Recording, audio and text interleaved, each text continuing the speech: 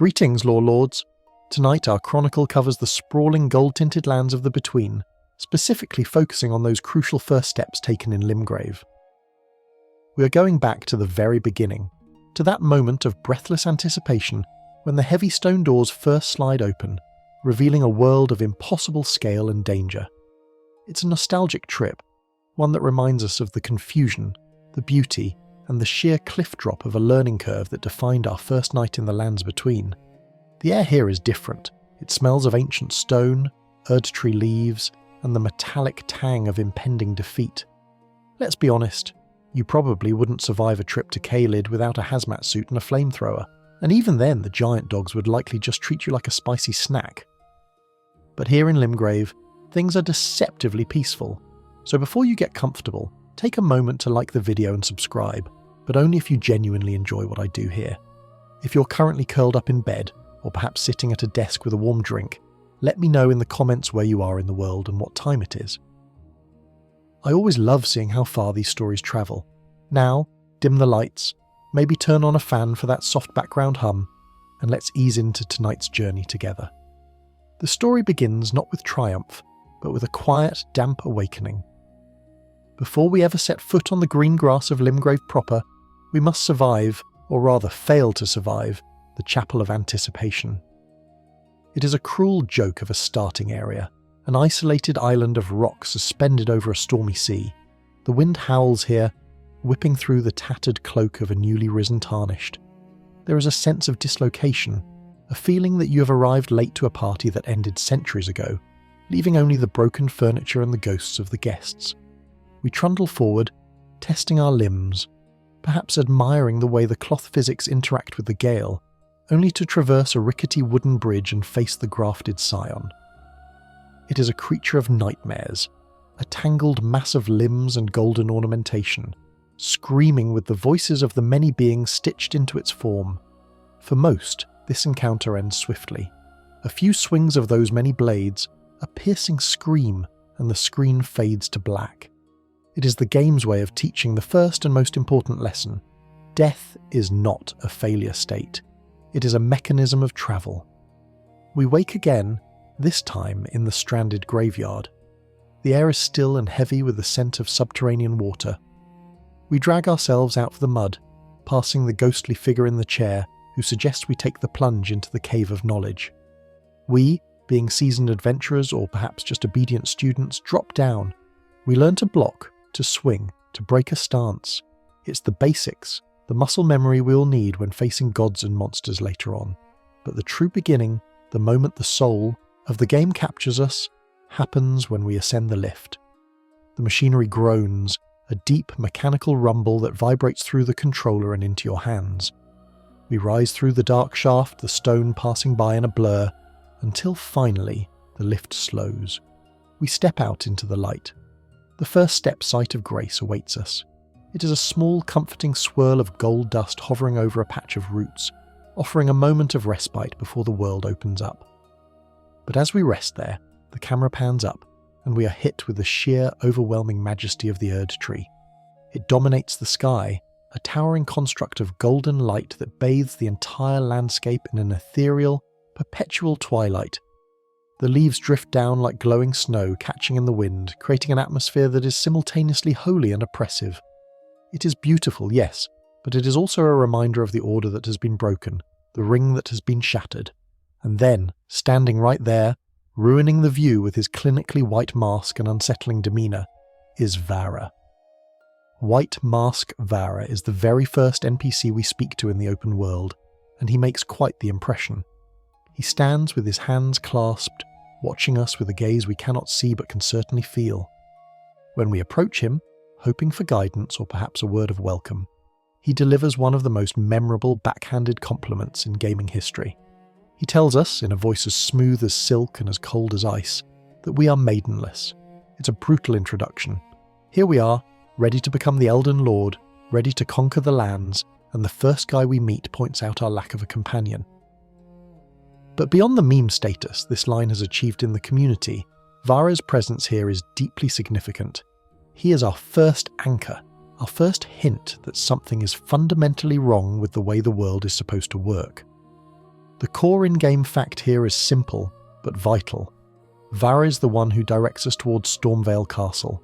He tells us that the guidance of grace points in that direction, toward the home of the decrepit demigod, Godric the Grafted. He acts as the tutorial for the narrative flow, explaining that the little trails of light emanating from the sites of grace are not just decoration, they are a compass.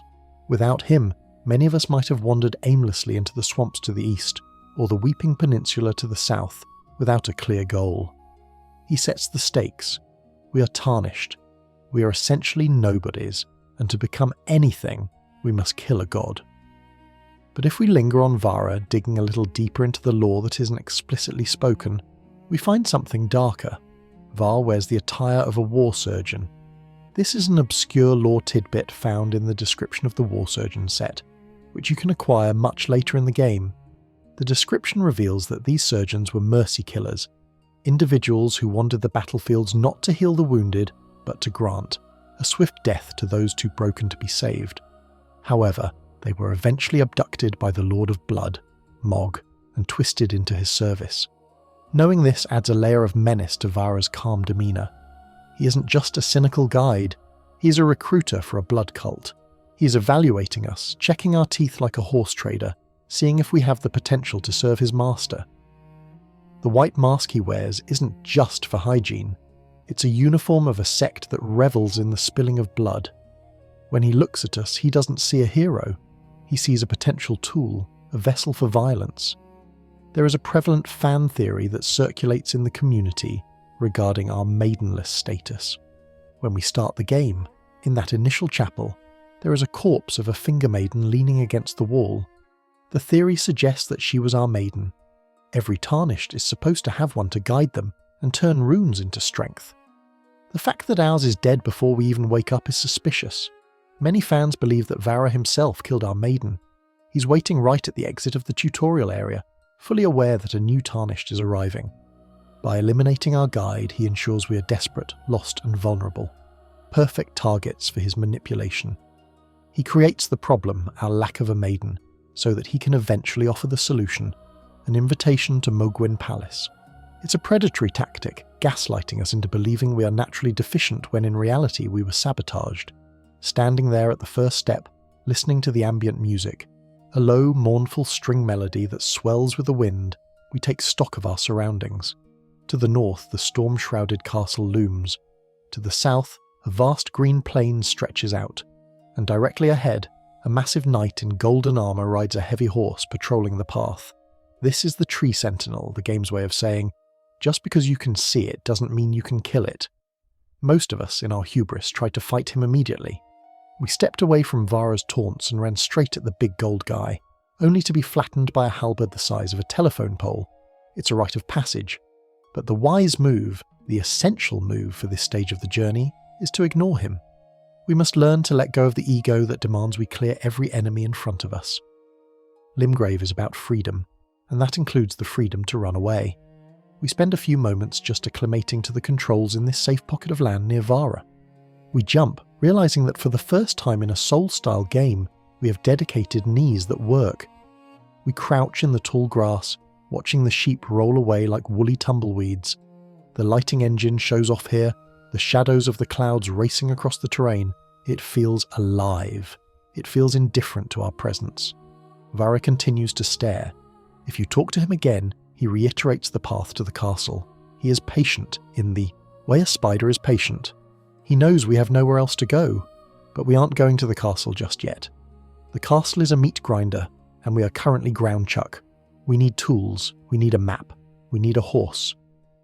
The world of Limgrave is deceptively large. From this vantage point at the first step, we can see the ruins of a church just down the hill. It looks inviting, a broken shell of stone with a small fire burning inside. This is the Church of Ella, our next destination. But before we leave this ridge, we take one last look at the vista. The way the cliffs drop off into the ocean, the way the ruins of a broken bridge stretch toward the horizon, hinting at a history we have yet to uncover. We are standing on the precipice of a 100-hour journey. We have no levels, no maiden, and a weapon that looks like it was scavenged from a junkyard. But we have the open road. The wind kicks up again, rustling the cape of our starting armour, and the golden leaves swirl around us. We turn our back on Varro, leaving his insults behind for now. He will be there when we return, likely still smirking under that mask. For now, we have to survive the night. We jog down the slope, the grass crunching under our boots, moving toward the safety of that distant campfire. The descent from the first step is where the gameplay loop truly clicks. You see a glowing skull on the ground, you smash it, grab the rune. You see a bush with red berries, you grab the row of fruit. You're acting on instinct, gathering, preparing. The world is training you without a single pop-up text box. It's organic. And as the Church of Elay grows larger in our vision, we realise that we are not entirely alone in this world. There is a mule clad in colourful fabric and a man in a red outfit sitting by the fire. A friend or another threat. In Limgrave, the line is often blurred, but the warmth of that fire is too tempting to resist. The walk down the hill from the first step to the Church of Elay is short, but it feels like crossing a demilitarised zone. To your right, the golden-clad tree sentinel thunders back and forth, his horse's hooves shaking the ground with enough force to rattle your controller. He's the neighbourhood bully patrolling the sidewalk, and we're just trying to sneak into the convenience store without getting our lunch money stolen. We keep our heads down, stick to the tall grass, and slip into the ruins of the church. The Church of Elay is a sanctuary in the truest sense. It's not much to look at. The roof is gone, the walls are crumbling, and nature is slowly reclaiming the stone floor. But the moment you step inside, the ambient music shifts. The threat level drops to 0. A site of grace glows warmly in the centre, and beside a modest campfire sits a figure who will become one of our most reliable friends in the early game. Merchant Kale. Dressed in a heavy red coat that looks like it's seen better centuries, with a hood pulled low and a face obscured by shadow and beard, Kale looks a bit like a wasteland Santa Claus who traded his sleigh for a very cynical donkey. He greets us with a voice that is weary but surprisingly welcoming. "You are tarnished, I can see it," he says, not with the disdain of Var, but with a simple, transactional observation. Kale is the first of the nomadic merchants we encounter, a wandering people who have set up shop in the most improbable places across the lands between. Seriously, you will find these guys inside poisoned swamps, on the edges of cliffs, and in underground cities overrun by giant ants. But Kale is special because he sells us the single most important item for our survival in Limgrave, the crafting kit. This is the core in-game fact for this section. You must buy the crafting kit. It costs 300 runes, which is a steal. In previous From Software games, if you ran out of firebombs or poison cures, you had to trek back to a hub or find a specific vendor. The crafting kit changes the fundamental rhythm of the game. It turns the world into your supply closet. See those glowing roa fruits we picked up earlier? Now they are health items for your horse. See those smouldering butterflies? They are now fire pots to throw at those annoying Erdtree avatars. Buying the kit unlocks the item crafting menu, a mechanic that encourages you to be a scavenger. It validates that urge to pick up every mushroom and flower you see. It tells you that nothing in this world is useless if you know how to combine it. Kale also sells the torch, another essential purchase for the dark caves we'll inevitably fall into, and a telescope, which is great for scouting but mostly used for taking cinematic screenshots. But let's sit by the fire for a moment and look at Kale a little closer. He plays a stringed instrument, a simple, mournful tune that you will hear echoed by every other merchant in the game. It's a haunting melody, one that feels like it's trying to soothe something restless. And this brings us to an obscure lore tidbit that adds a tragic weight to these interactions. The nomadic merchants, or the Great Caravan, were not always scattered wanderers. Lore found on the nomadic merchant set reveals that they were once a thriving clan who were accused of heretical beliefs. They were rounded up and buried alive in a massive subterranean tomb beneath the capital, Leyndell. They were left to die in the dark, crushed together in a mass of humanity. In their despair, they chanted a curse that summoned the flame of frenzy, the chaotic outer god of madness.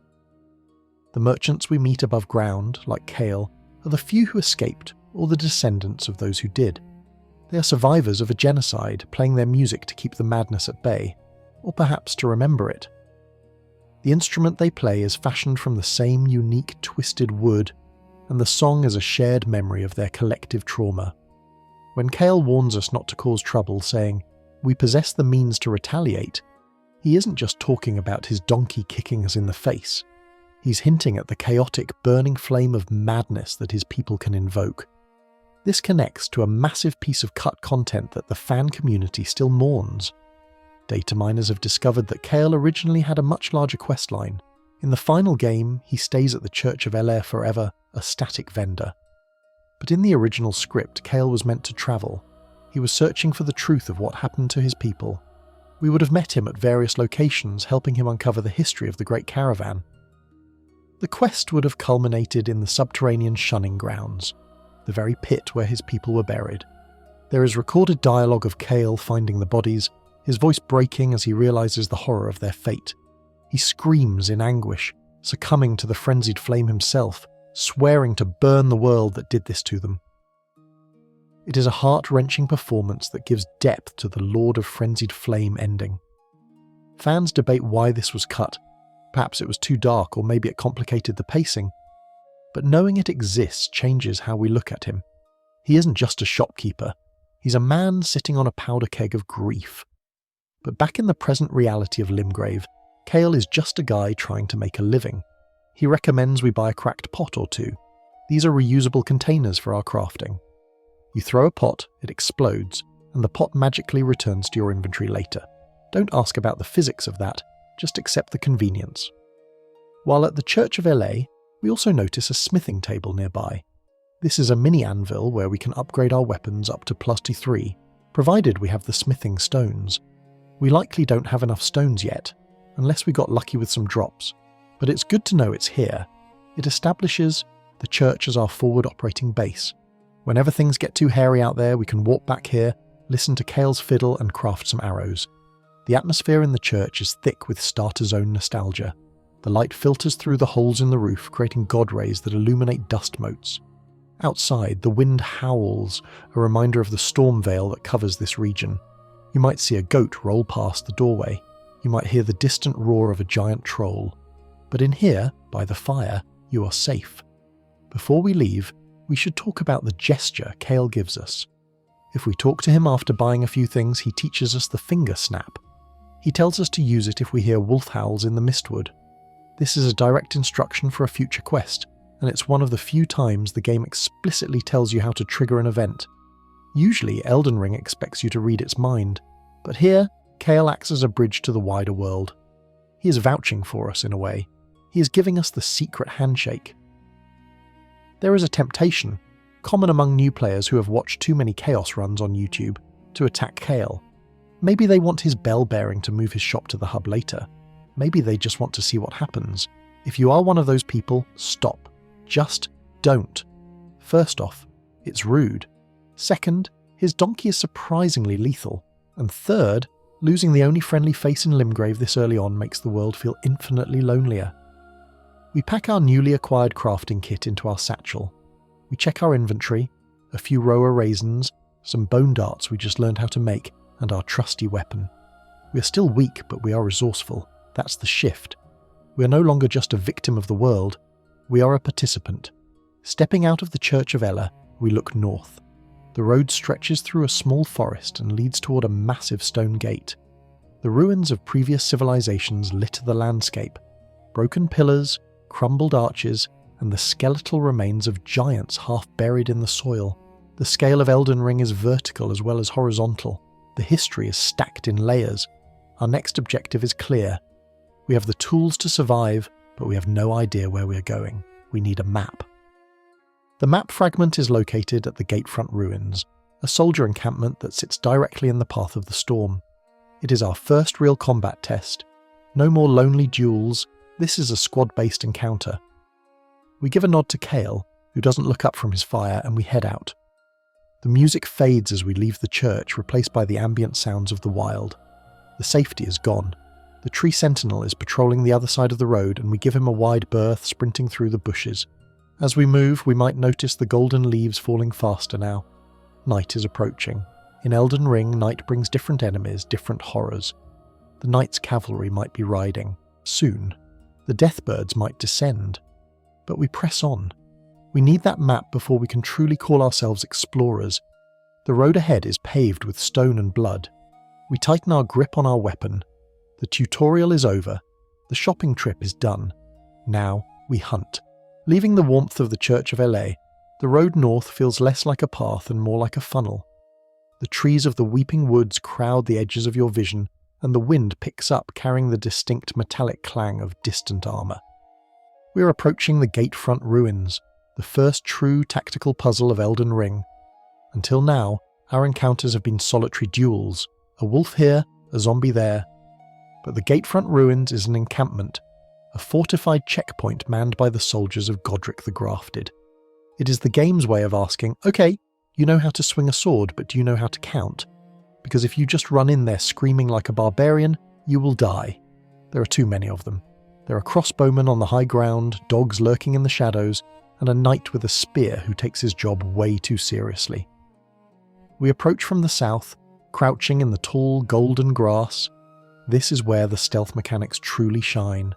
You can feel the tension in the way your character moves, the slow, deliberate steps. We watch the patrol patterns. There is a soldier in a green and orange surcoat pacing back and forth near a broken carriage. He looks bored, he looks tired, but more importantly, he looks away. We creep up behind him. The critical hit animation triggers, a swift, brutal backstab that silences him before he can draw his weapon. One down. But then, the real threat reveals itself. Standing in the centre of the road looking smug is the trumpeter. Every Souls veteran knows this archetype. He is the alarm system. If he sees us, he blows that brass horn, and suddenly the entire zip code descends on our location. He is priority number one. We circle around, using the debris of the ruins as cover. The environment storytelling here is subtle but effective. These ruins were once a town or a garrison, now reduced to rubble by the shattering of the ring and the subsequent wars. The soldiers here aren't an elite invading force, they are a remnant. They are holding a gate that leads to a castle falling apart, serving a lord who is universally despised. We take out the trumpeter with a jump attack, the heavy slam breaking his stance. He falls, and the horn clatters to the ground, silent. Now we can breathe. Now we can dismantle the camp piece by piece. In the centre of this encampment, right by the main road, stands a tall stone stele. It looks like a grave marker, etched with intricate carvings. At its base lies an item that emits a soft, inviting purple glow. This is the map fragment for West Limgrave. This brings us to our core in-game fact for the section. Acquiring the map fragment is the single most satisfying UI update in the game. Before you pick this up, your map is a brown, foggy smudge. You have no idea where the roads are, where the cliffs end, or where the structures lie. It's useless. But the moment you grab this fragment, the West Limgrave text flashes across the screen, and the map fills in with beautiful hand-drawn detail. You can see the topographic lines, the drawings of the ruins, the trees. It transforms the world from a terrifying unknown into a navigable space. Interestingly, even without the fragment, the map screen does show you one thing, a tiny, faint icon of the stele itself. The game gives you just enough information to find the map, guiding you into the heart of danger to get it. It's a brilliant loop. You have to explore the fog to remove the fog. With the map secured, we turn our attention to the rest of the ruins. We fight through the foot soldiers, dodging the crossbow bolts whizzing from the broken arches. The combat here is a dance of crowd control. You learn to line enemies up so they block each other. You learn that the dogs, those mangy, rot-infested strays, attack faster than you think, and their bite staggers you just long enough for a soldier to land a heavy blow. But there is a greater treasure hidden here, one that many rushing players miss. Tucked away in a cellar down a dark flight of stone stairs in the middle of the camp is a chest. It's quiet down here, the sounds of the wind and battle muffled by the earth. We open the chest and find the Whetstone knife and the Ash of War, Storm Stomp. This is a pivotal moment for character progression. The Whetstone knife allows us to apply Ashes of War to our weapons at any site of grace. Before this, you were stuck with whatever skill your weapon came with. If you had a club, you had Barbarian Roar. If you had a sword, maybe Stand Off. But now you can customize. You can take that broadsword and give it a magic affinity. You can make your dagger cause blood loss. You can put a gravity skill on a katana. The Whetstone knife unlocks the build variety that defines Elden Ring. Let's talk about the soldiers we're fighting for a moment. They wear the colours of Godric, green and dirty gold. but if you look closely at their gear, specifically the Lordsworn's greatsword or the brass shield they sometimes drop, you find an obscure lore tidbit. The item descriptions state that the gilding on their equipment has fallen off over time. It's a metaphor for their faction. They're fighting for the golden lineage, for the glory of the Erd Tree, but the gold is literally peeling away from their armour. They are serving a decaying order. Furthermore, the Lordsworn designation implies these aren't just conscripts. They are men who swore an oath to a lord. But which lord? Godric? Or perhaps Godfrey, the first Elden Lord whose lineage Godric clings to? The tragedy of these soldiers is that they are waiting for a return to glory that is never coming. They patrol these ruins, guarding a gate to nowhere, polishing brass that will never shine like gold again. There is a fascinating community debate surrounding the enemies in this area, specifically the ones with glowing golden eyes. Occasionally, you will spawn into the world or reload. The area and a random soldier will have eyes that burn with a bright yellow light. Defeating this enemy grants 5 times the usual amount of runes. The fan theories on this are split. One camp believes this is the influence of grace. We are told that grace has deserted the Tarnished, or guides us selectively, but does it also empower our enemies? Are these soldiers momentarily blessed by the Erd Tree, making them stronger, lore-wise, and more valuable? It suggests that the greater will isn't just rooting for us. It's playing both sides, feeding power into the system to keep the conflict eternal. The other theory is darker. Some believe the glowing eyes are a symptom of the madness, or the influence of the frenzied flame beginning to take root, similar to the madness-afflicted rats we see later. While the colour is gold, not the chaotic yellow-orange of frenzy, the idea that these soldiers are overflowing with runic energy to the point of bursting suggests an instability in the world's metaphysics. They are leaking power. They are vessels that are too full. We clear the cellar and emerge back into the sunlight. The camp is mostly quiet now, save for the heavy footsteps of the Godric knight patrolling the main path. He carries a partisan spear and a great shield. He is the final exam of the gatefront ruins. Fighting him requires patience. He blocks our light attacks effortlessly. His thrusts have incredible range. This is where we learn the guard counter mechanic. We hold our block, wait for his spear to clang against our shield, and immediately press the heavy attack button. Our character swings with a satisfying vroom, breaking his stance. We step in for the critical hit, driving our weapon through his chestplate. He falls, dissolving into grey ash. We loot his body, maybe getting a piece of that gilded armour, and take a moment to look at the massive gate he was guarding. A giant troll drops down from the bridge above, roaring and brandishing a sword the size of a sedan. Nope, not yet. We are not going through the gate. That is a suicide run for later. We have the map fragment. We have the Whetstone knife. We have a pocket full of runes from the soldiers we just dispatched. We have technically conquered the gatefront ruins, but the prize isn't the gate itself. It's the site of grace that sits just to the side of it near the archway. This is the gatefront site of grace. It is perhaps the most significant bonfire in the early game. As we approach it, the air feels different. The light of the Erd Tree seems to intensify, casting long, dramatic shadows. We sit down to rest, the exhaustion of the combat washing away as our health bar refills. But this time, the rest is interrupted. The screen fades, the music shifts to a mysterious twinkling theme, and a blue mist coalesces before us. A figure emerges from the ether. She wears a hooded cloak, one eye closed, her hands burned and scarred. We have survived the tutorial.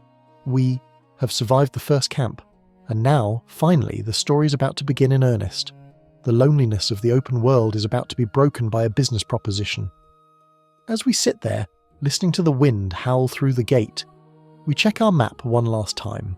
The grey fog has retreated, revealing the shape of Limgrave. It looks like a crescent, a land of cliffs and beaches. It looks manageable now. We trace the lines of the roads with our cursor, planning our route. But before we can go anywhere, we have a date with a spectral girl who needs a ride to the foot of the Erd Tree. The Whetstone knife feels heavy in our pocket, a promise of power to come. The map is crisp and clear. We are ready. The camera lingers on our Tarnished, sitting by the fire, the massive stone gate looming in the background, the troll pacing behind the fog wall. It's a perfect tableau of the journey ahead.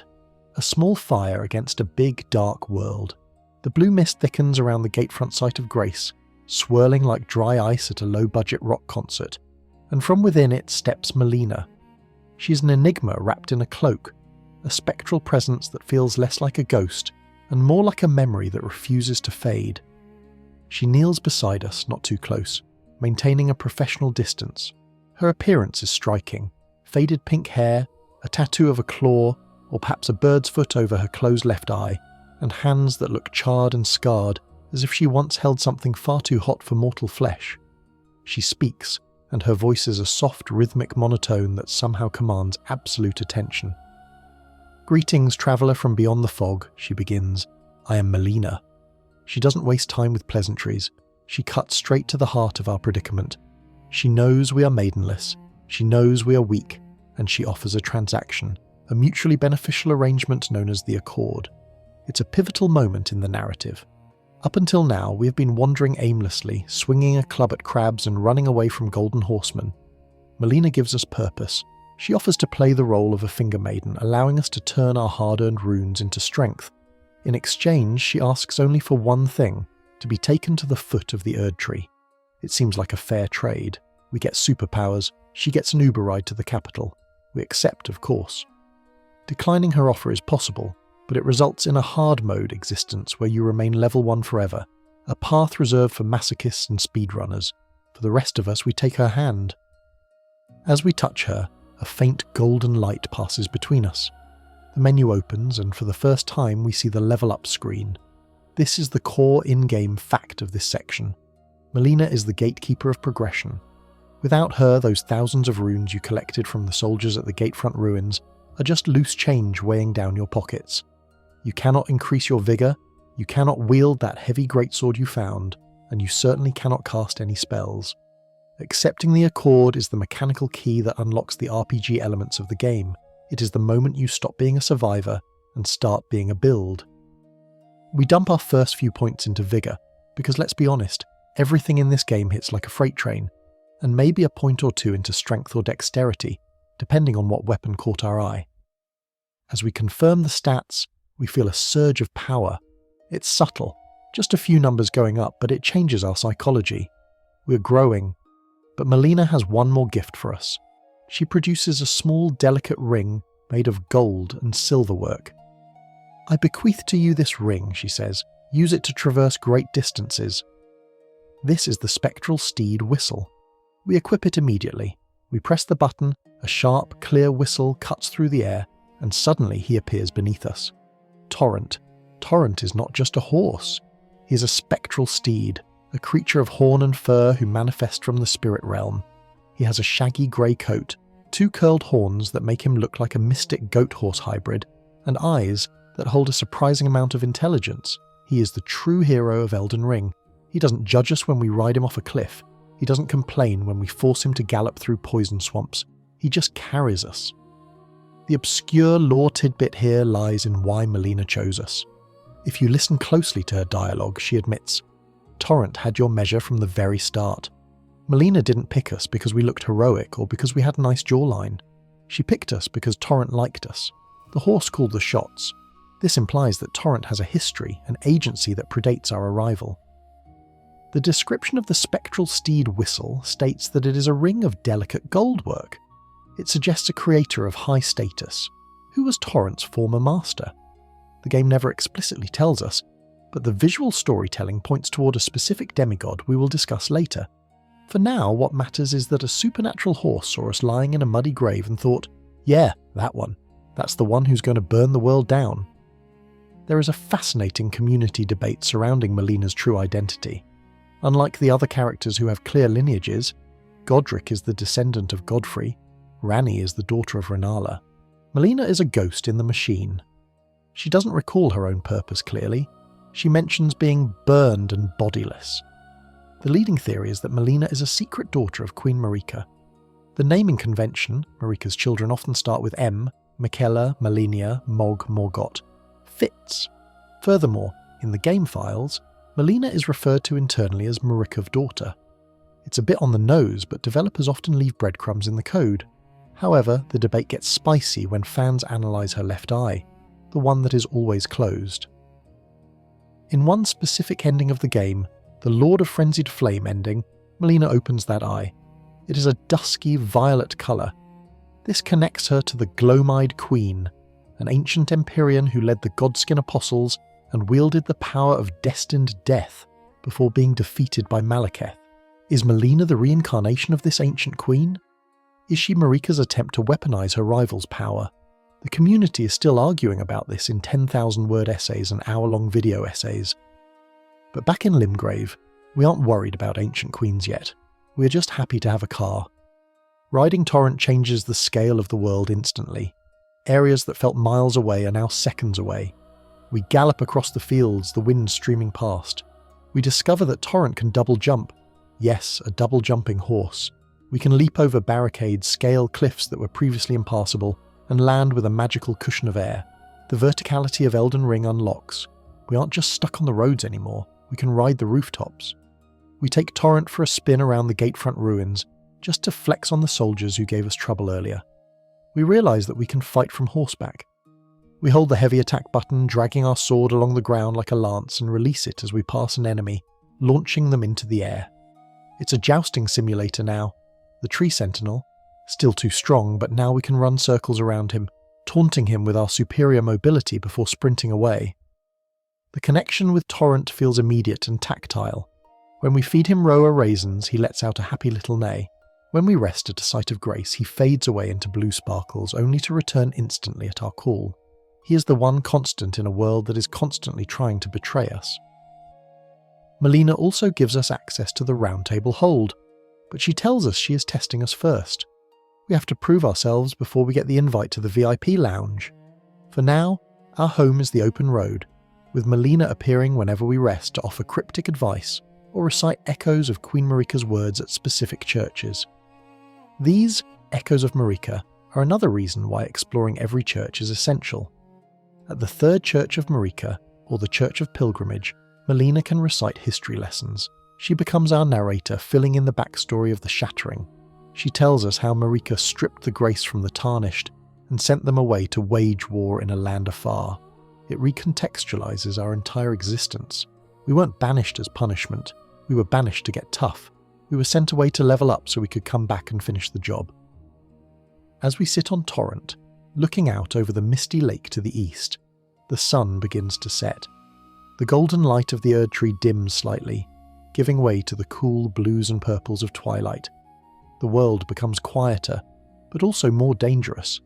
Giant bats descend from the cliffs. The eerie chanting of the winged dames can be heard in the distance. We realise that we have been awake for a long time. The day-night cycle in Elden Ring is long, but nightfall is significant. It triggers specific events, and there is one event, one meeting, that can only happen at night, back at the place where we started. We need to return to the Church of Ella. We have the horse, but we don't have the means to command spirits yet. We have the physical power, but we lack the supernatural support. Melina gave us the body. Now we need the soul. We open our map. We see the grace point for the Church of Ella. We could fast travel, just a quick warp and we are there, but tonight we choose to ride. We turn Torrent back south. We gallop past the troll on the bridge, past the wandering nobles digging in the dirt. We ride with the confidence of someone who is no longer maidenless. The hoofbeats on the stone road are rhythmic, hypnotic. Clop, clop, clop, clop. It's a soothing sound, a heartbeat for the journey. We are moving toward a meeting with a witch who calls herself Renna, a meeting that will pull us into the most complex and cosmic questline in the entire game. But for this moment, it's just us and the horse. We jump over a fallen log just because we can. We slash at a passing sheep, instantly regretting it because it's mean, but hey, we need the crafting materials. We are settling into the role of the Tarnished. We are part of the ecosystem now, as the ruins of the Church of Ella come into view silhouetted against the night sky. We see a blue fog settling around the walls. It's different from the mist Melina appeared from. This is colder, more arcane. The fire is still burning, Kale is still there, but there is someone else sitting on the crumbling wall. A figure in a large, snowy witch's hat glowing with a pale lunar light. We slow Torrent to a trot, then dismount. We dust off our armour. The horse fades away. We walk into the church ready for the next piece of the puzzle.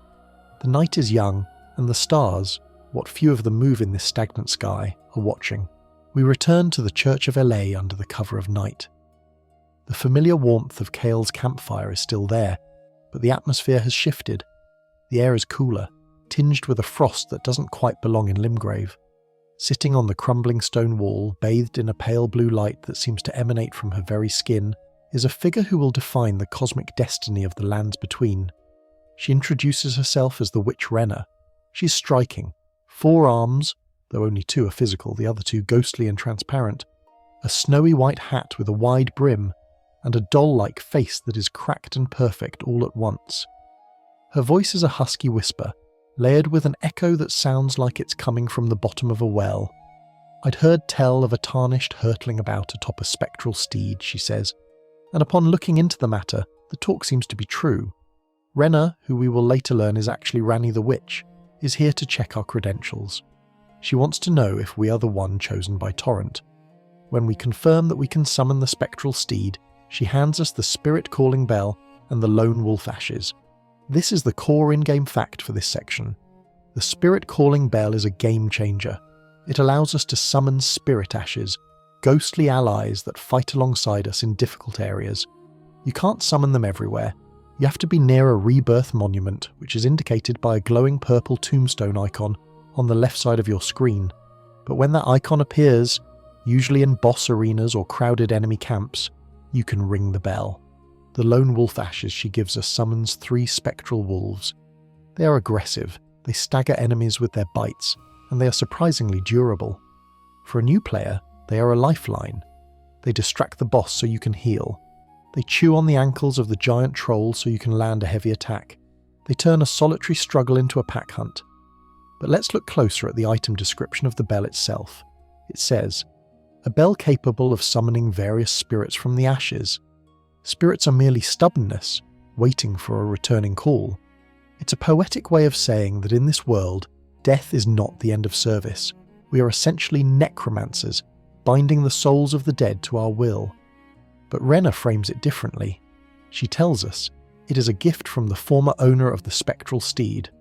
This obscure lore tidbit connects Renna directly to Torrent's previous master.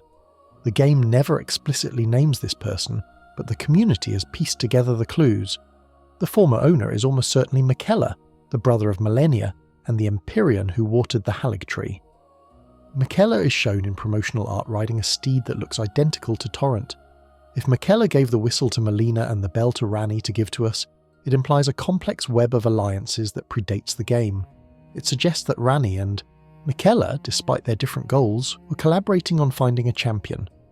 Ranni's appearance here is also our first glimpse into the Age of Stars ending, which is arguably the most popular ending in the game. She's not seeking to repair the Golden Order like everyone else. She wants to dismantle it. She stole the Rune of Death. She slew her own physical body to escape the control of the Greater Will. That's why she looks like a doll. Because she is a doll. Her spirit inhabits a porcelain body modelled after her secret mentor, the Snow Witch. There is a prevalent fan theory about Ranni's spectral face. If you look closely at her character model, you can see a second ghostly face overlapping the doll's face. The ghostly face aligns with the spirit attached to her right eye. Many fans believe this ghostly visage is the spirit of the real Ranni, her original Empyrean form, while the doll is just a vessel. The overlap represents her dual existence, living in the space between life and death. Some even speculate that the ghostly face shares features with Melina, fueling the theory that they are 2 halves of the same whole, or sisters with a shared destiny, one burned and bodiless, the other a spirit in a doll, both missing an eye, both guiding the Tarnished to overthrow the current order. But in this moment, under the moonlight at the Church of LA, Ranni is just a mysterious benefactor. She warns us that our paths will likely not cross again, a blatant lie, as her questline is the longest and most elaborate in the game, and then she dissolves into mist. I doubt we'll meet again, she says, fading away. But all the same, learn well the lands between. With the bell in hand, we are now a force multiplier. We test it out immediately. We walk into the woods near the church, find a group of soldiers, and ring the bell. The sound is clear and resonant. The wolves materialize from blue dust, howling and lunging. We stand back and watch, feeling like a commander. We spend a bit more time at the Church of LA, upgrading our weapon to +1 or +2 if we found enough smithing stones in the Limgrave tunnels, which we will visit properly later, but maybe we did a quick suicide run. We talk to Kale again. He has new dialogue if we ask him about the howling in the Mistwood, but we save that for later. Our next destination lies north, past the gatefront ruins, up the winding path that leads to Stormhill. The environment changes as we ascend. The lush green of Limgrave gives way to windswept plains and jagged rocks. The wind howls louder here, a constant gale that buffets the trees and the grass. This is the domain of the storm. We ride Torrent up the road, dodging the giant that jumps down from the archway. We ignore the wolves that chase us. We are looking for a shack, a small dilapidated structure on the side of the road that offers shelter from the wind. This is the Stormhill Shack. Inside, we find a woman sitting on the floor, huddled in a red hood. She looks miserable. Her voice is shaky, filled with self-pity and fear. This is Roderika. Roderika is one of the most endearing characters in Elden Ring. She's a noblewoman who came to the lands between with a retinue of men who were loyal to her. But when they arrived, they were all taken by the grafting spiders of Stormveil Castle. They were chopped up and attached to Godric's monstrosities. Roderika escaped, but she is consumed by survivors' guilt. "Everyone's been grafted," she sobs. "Everyone who came with me. They crossed the sea for me. They fought for me, only to have their arms taken, their legs taken, their heads taken and stuck to the spider." It's a horrific image. It paints a picture of what awaits us in the castle. But Roderika gives us something valuable. She hands us the spirit jellyfish ashes. The spirit jellyfish is a fan favourite summon, not because it does high damage, but because it is a tank. It floats there, glowing red, spitting poison at the boss. It has a massive health pool. It draws aggro like a champion. The community has affectionately named this jellyfish Aurelia, based on lore we discover later in the game. The tragedy of the jellyfish is revealed in the item description, and a later puzzle in the mountaintops of the giants. Aurelia is looking for her sister. They promise to see the stars together. When we summon her, she's a lost child, floating in a hostile world, helping us because she has no one else. The fact that Roderika, a woman who lost everyone, gives us a spirit that is also lost, is a beautiful thematic echo. Roderika also gives us the sitting sideways gesture, which is essential for those relaxed screenshots, but her importance goes beyond gifts. Roderika has a hidden talent. She can hear the voices of the spirits. If we talk to her enough and later speak to the blacksmith at the Round Table Hold, we can uncover her true calling, spirit tuning. She's not a coward. She's a prodigy who just hasn't found her trade yet. We sit with her for a while in the shack. The wind rattles the wooden boards. The fire is dim. She tells us she's terrified of the chrysalids, the cocoons where the sacrifices are kept. She's a reminder that not everyone in the lands between is a warrior. Some are just victims of a war they didn't ask for. Before we leave Stormhill Shack, we should grab the Stonesword key that is lying on the corpse on the wooden platform outside. Stonesword keys are precious consumables used to break the seal on imp statues, unlocking optional dungeons and loot rooms. Finding one this early is a win. We stand outside the shack, looking up at the imposing walls of Stormveil Castle. The path is open, but we're not going in yet. Limgrave has so much more to offer. To the east the Mistwood calls, to the south the Weeping Peninsula. We have the wolves, we have the jellyfish, we have the horse, we have the map. We decide to head east.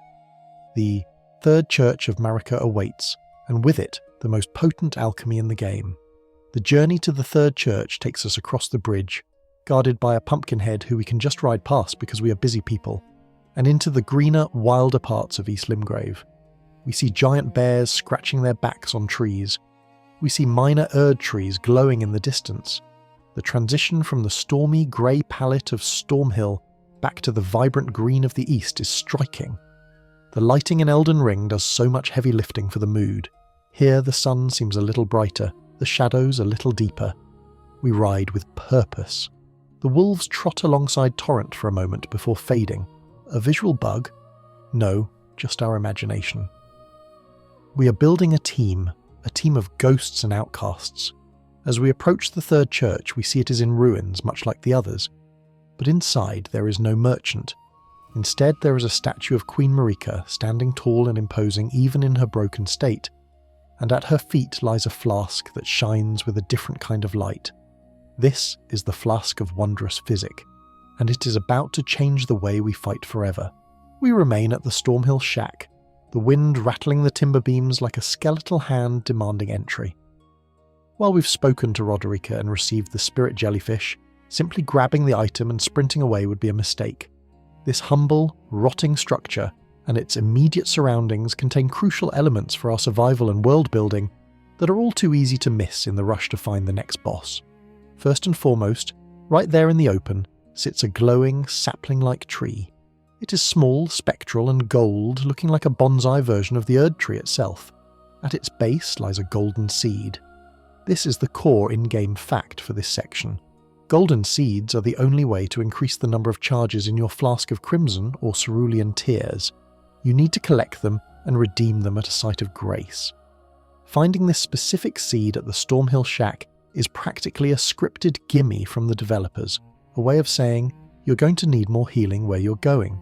It is an essential pickup. Without it, you're walking into the mid-game with a sippy cup when you need a gallon jug. But let's linger on Roderika for a moment longer. The tragedy of her character is often overshadowed by her utility as a spirit tuner later in the game. When she speaks of her men being grafted, she's referring to the horrific process created by Godric the Grafted. We see the results of this later. Limbs chopped off and attached to the central body of the demigod, or his scions to increase their strength. It is a crude, biological form of levelling up. Godric grafts flesh. We graft runes. In a twisted way, we're doing the same thing, accumulating power from the fallen. There is an obscure lore tidbit hidden in the item description of the crimson hood Roderika wears. It states, such cloaks were gifted to those who undertook the journey to the lands between. The vivid colour is intended to represent the wearer's resolve to never return. This changes the context of her fear. She didn't just come here on a whim, she was likely exiled. The red hood isn't just fashion, it's a mark of a one-way ticket. She was sent here to become a chrysalid, a sacrifice, or perhaps a hero, but she failed at the first hurdle. Her cowardice is actually a rational reaction to realising she was sent to a slaughterhouse. She's a noble who was never taught to hold a sword, thrown into a pit with monsters. Her survival instinct, hiding in this shack, is the only thing she has left. While we are in the Stormveil area, checking the cliffs and the grassy plateaus is mandatory. The essential thing we must do here is not just loot, but listen. As we ride Torrent along the cliff edge north of the shack overlooking the bridge we will cross later, we hear a voice. A booming, jovial, slightly muffled voice. "Hello, is anyone there? Someone, give me a hand." We follow the sound to a patch of grass where we find a massive sentient pot, stuck in a hole. This is Alexander, the Iron Fist. Alexander is a warrior jar. He's a large ceramic vessel with arms and legs, filled with the remains of warriors. In the world of Elden Ring, jars are created to collect the bodies of the fallen and carry them to the minor Erd trees to be returned to the roots. They are living hearses. But Alexander is different. He isn't just a transport vessel. He aspires to be a hero. He wants to be a warrior himself. He's stuck in the ground because he is, in his own words, overflowing. He's so full of warrior guts that he's become heavy and top-heavy. He asks us to hit him from behind with something heavy to knock him loose. This interaction is pure from software comedy. You have to physically assault an NPC to help him. We charge up a heavy attack, maybe with a club or that greatsword we can barely lift, and smack him right on the ceramic bottom. Clang! He pops out with a triumphant shout, spins in the air and lands on his feet. Helping Alexander is essential not just for the exalted flesh he gives us as a reward, but because it begins one of the most charming and heartbreaking questlines in the game. Alexander is an optimist in a world of nihilists. He is going to the Festival of Combat in Caelid. He is training. He believes in the glory of battle. Meeting him here, in the bright green grass of Stormveil, sets a tone of camaraderie that is rare. He is our bro. He is the Onion Knight of this generation. The fan community adores Alexander. There are debates about who exactly is inside him. Since warrior jars gain the skills of the bodies they consume, Alexander's jovial personality and combat prowess suggest he might contain the remains of some legendary, good-natured knights of old. Some theories even suggest he contains remnants of Radahn's own soldiers, foreshadowing his eventual destination. Stormveil itself is a unique biome. The wind here is a mechanic. You can see the spirit springs, updrafts of wind that Torrent can use to launch high into the air. These springs are crucial for navigation, allowing us to bypass climbing and reach high plateaus instantly. But the wind also tells a story. This region was once the seat of the Stormlord, an ancient rival of Godfrey, the first Elden Lord. The banished knights we see later in the castle, and the lore on their armour, tell us that the Stormlord was defeated and his knights were scattered. The wind that batters this shack is the ghost of that old kingdom, a remnant of a power that predates the Erd Tree. It's wild, untamed, and hostile to the Golden Order. That's why the trees here are bent. They are bowing to the storm, not the Erd Tree. Before we leave the shack, we should check the backside of the building. Sometimes, depending on the time of day and patch version, you might find a stray dog or a few materials, but mostly it's about the view. You can see the divine tower of Limgrave stretching out into the ocean from here. It's a massive architectural marvel that connects the land to the sky. It's a reminder of the vertical scale we will eventually have to conquer. We also need to keep an eye out for the Kaiden sellswords roaming the roads near the shack. These are large men on heavy horses wielding curved greatswords. They are mercenaries from a northern snowy land. Their armour description reveals that they are settled in Limgrave looking for work. They are not mindless zombies, they're just guys with bills to pay, working for Godric because he's the only one hiring. Fighting them on horseback is a thrilling joust.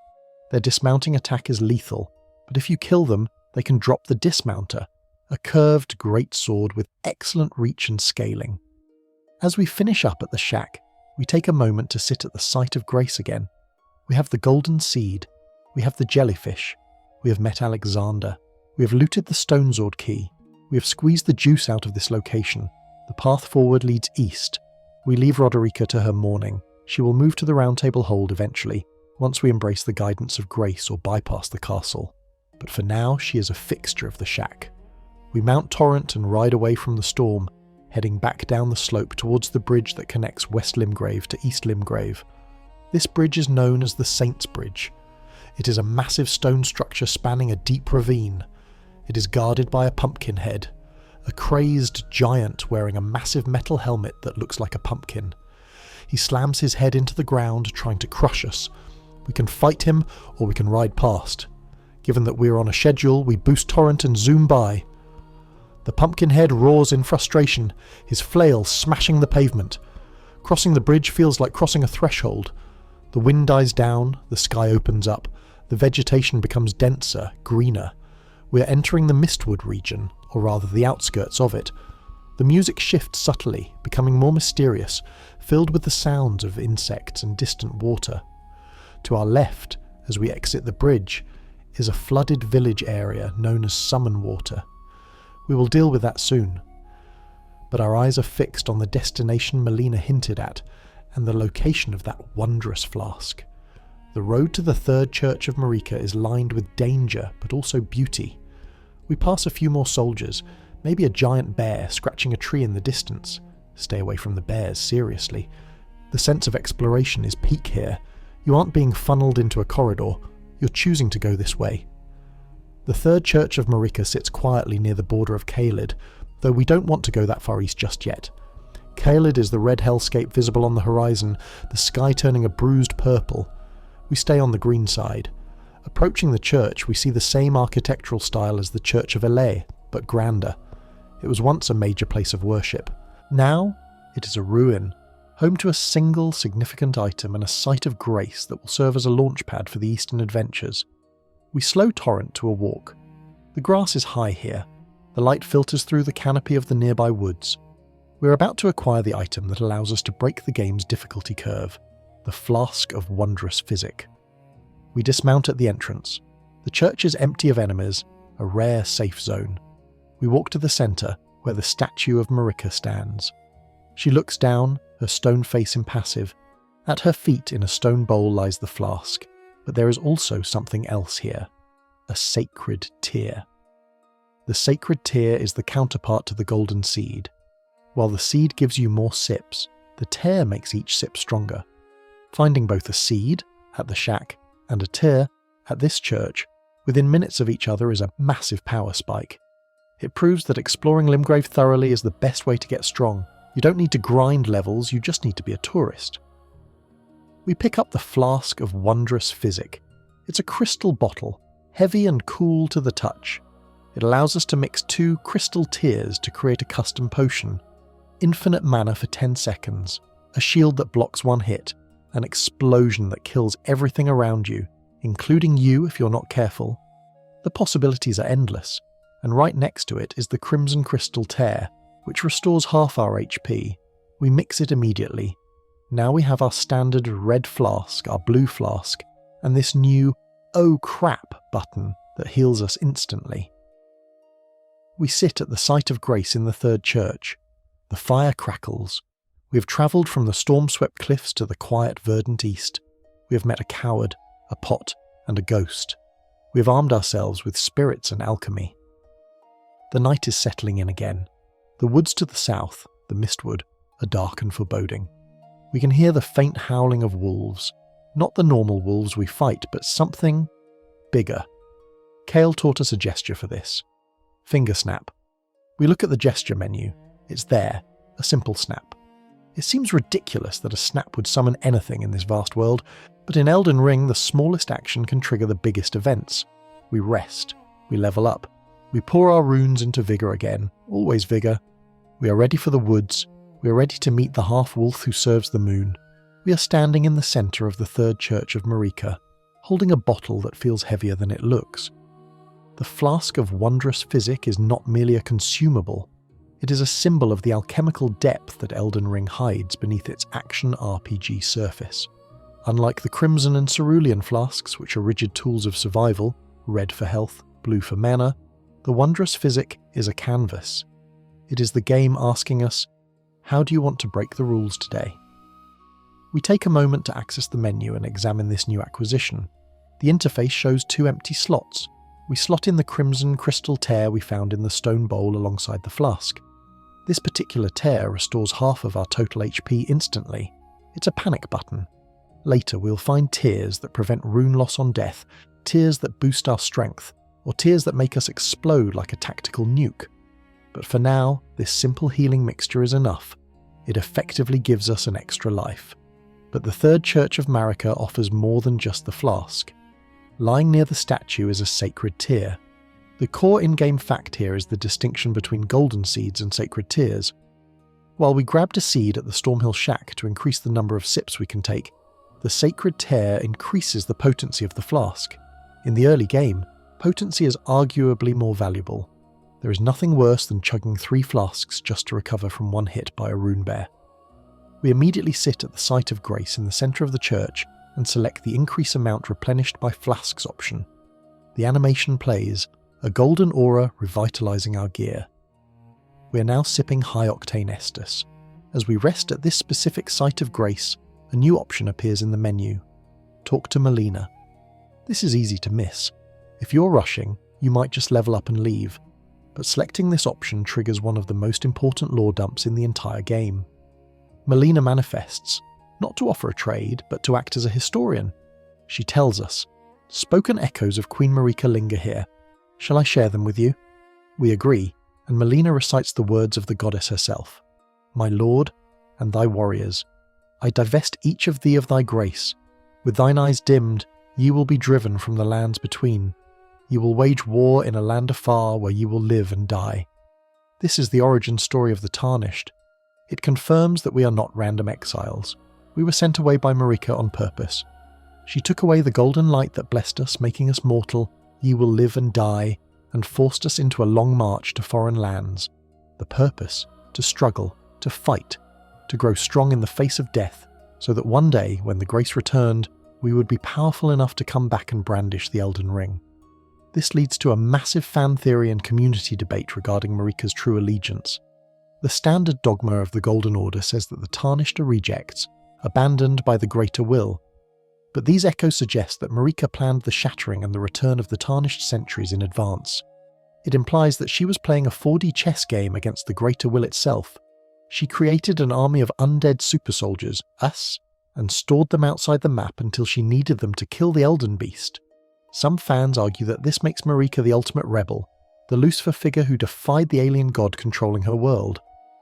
Others argue she's a tyrant who sacrificed generations of her own people just to consolidate power. Regardless of your stance, hearing these words in the quiet ruins of her church, surrounded by the green overgrowth of Limgrave, adds a haunting weight to our mission. We aren't just stumbling around, we are the sleeper agents of a dead goddess, finally activated. Once the echo fades and Melina vanishes, we take stock of the church itself. It's a beautiful ruin. The walls are overgrown with ivy, and the sunlight filters through the canopy in dappled patterns. It feels safe. But Elden Ring teaches us that safety is usually a preamble to a trap. If we explore the immediate exterior of the church, specifically the waterlogged area directly behind it to the north, we find a cluster of bushes concealing a small stream, and hidden in that stream is a sending gate. These magical teleporters are scattered throughout the world, usually marked by a distinct vibrating hum. This specific gate is a notorious newbie trap, or a newbie treasure, depending on how fast you can run. If we interact with it, we are asked if we want to travel to another location. Being adventurous and perhaps foolish, we say yes. The screen fades, and we are instantly transported across the map, far to the east, to the bestial sanctum in Dragonbarrow.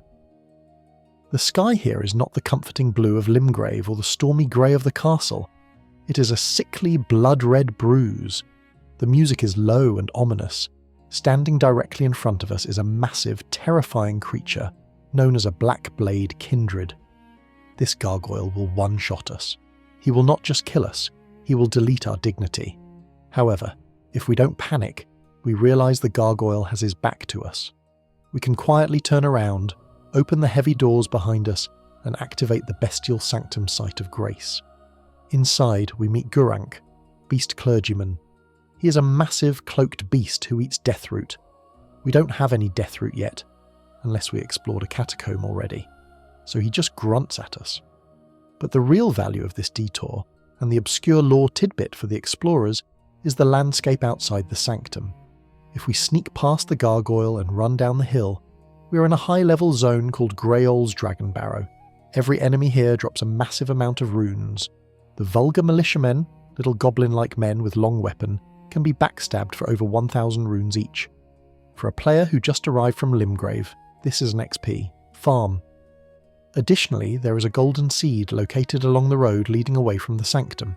So by taking this portal, grabbing the grace, grabbing the seed, and warping back, we can effectively upgrade our flask again without fighting a single boss. It's a sequence break that the developers left in intentionally. It rewards curiosity with power. But we must be careful. The Dragonbarrow is unforgiving. If you die here, your runes are stuck in a high-level zone. We grab what we can, maybe the seed, maybe just the map point, and warp back to the third church of Marika. The safety of the Limgrave greenery feels even sweeter after a glimpse of the red hell that awaits us later. Back at the third church, we prepare to leave. We have the Flask of Wondrous Physick mixed with a healing tear. We have a stronger standard flask thanks to the sacred tear. We have the knowledge of our origins from Melina. We have briefly glimpsed the endgame horrors of Dragonbarrow. Our compass points south now. The mistwood calls. We remember the advice Kale gave us about the howling. We remember the finger snap gesture he taught us. The forest is dense, the trees are colossal, and the shadows are long. As we leave the church, we might spot a few demi-humans lurking in the brush. These are small, monkey-like creatures that scream to alert their pack. They are annoying, but manageable. They serve as a warm-up for the chaotic fights that happen in the woods. We also see the road splitting. One path goes towards a bridge in the south, leading to the Weeping Peninsula. Another path cuts straight into the heart of the forest. We choose the forest. There is a specific ruin we need to find, and a specific sound we need to listen for. The transition from the open plains to the mistwood is one of the most atmospheric shifts in Limgrave. The fog rolls in, thick volumetric fog that obscures vision and dampens sound. The trees here are ancient, their roots twisting like serpents above the ground, and walking among them are the rune bears. We need to address the rune bears. These are not normal bears.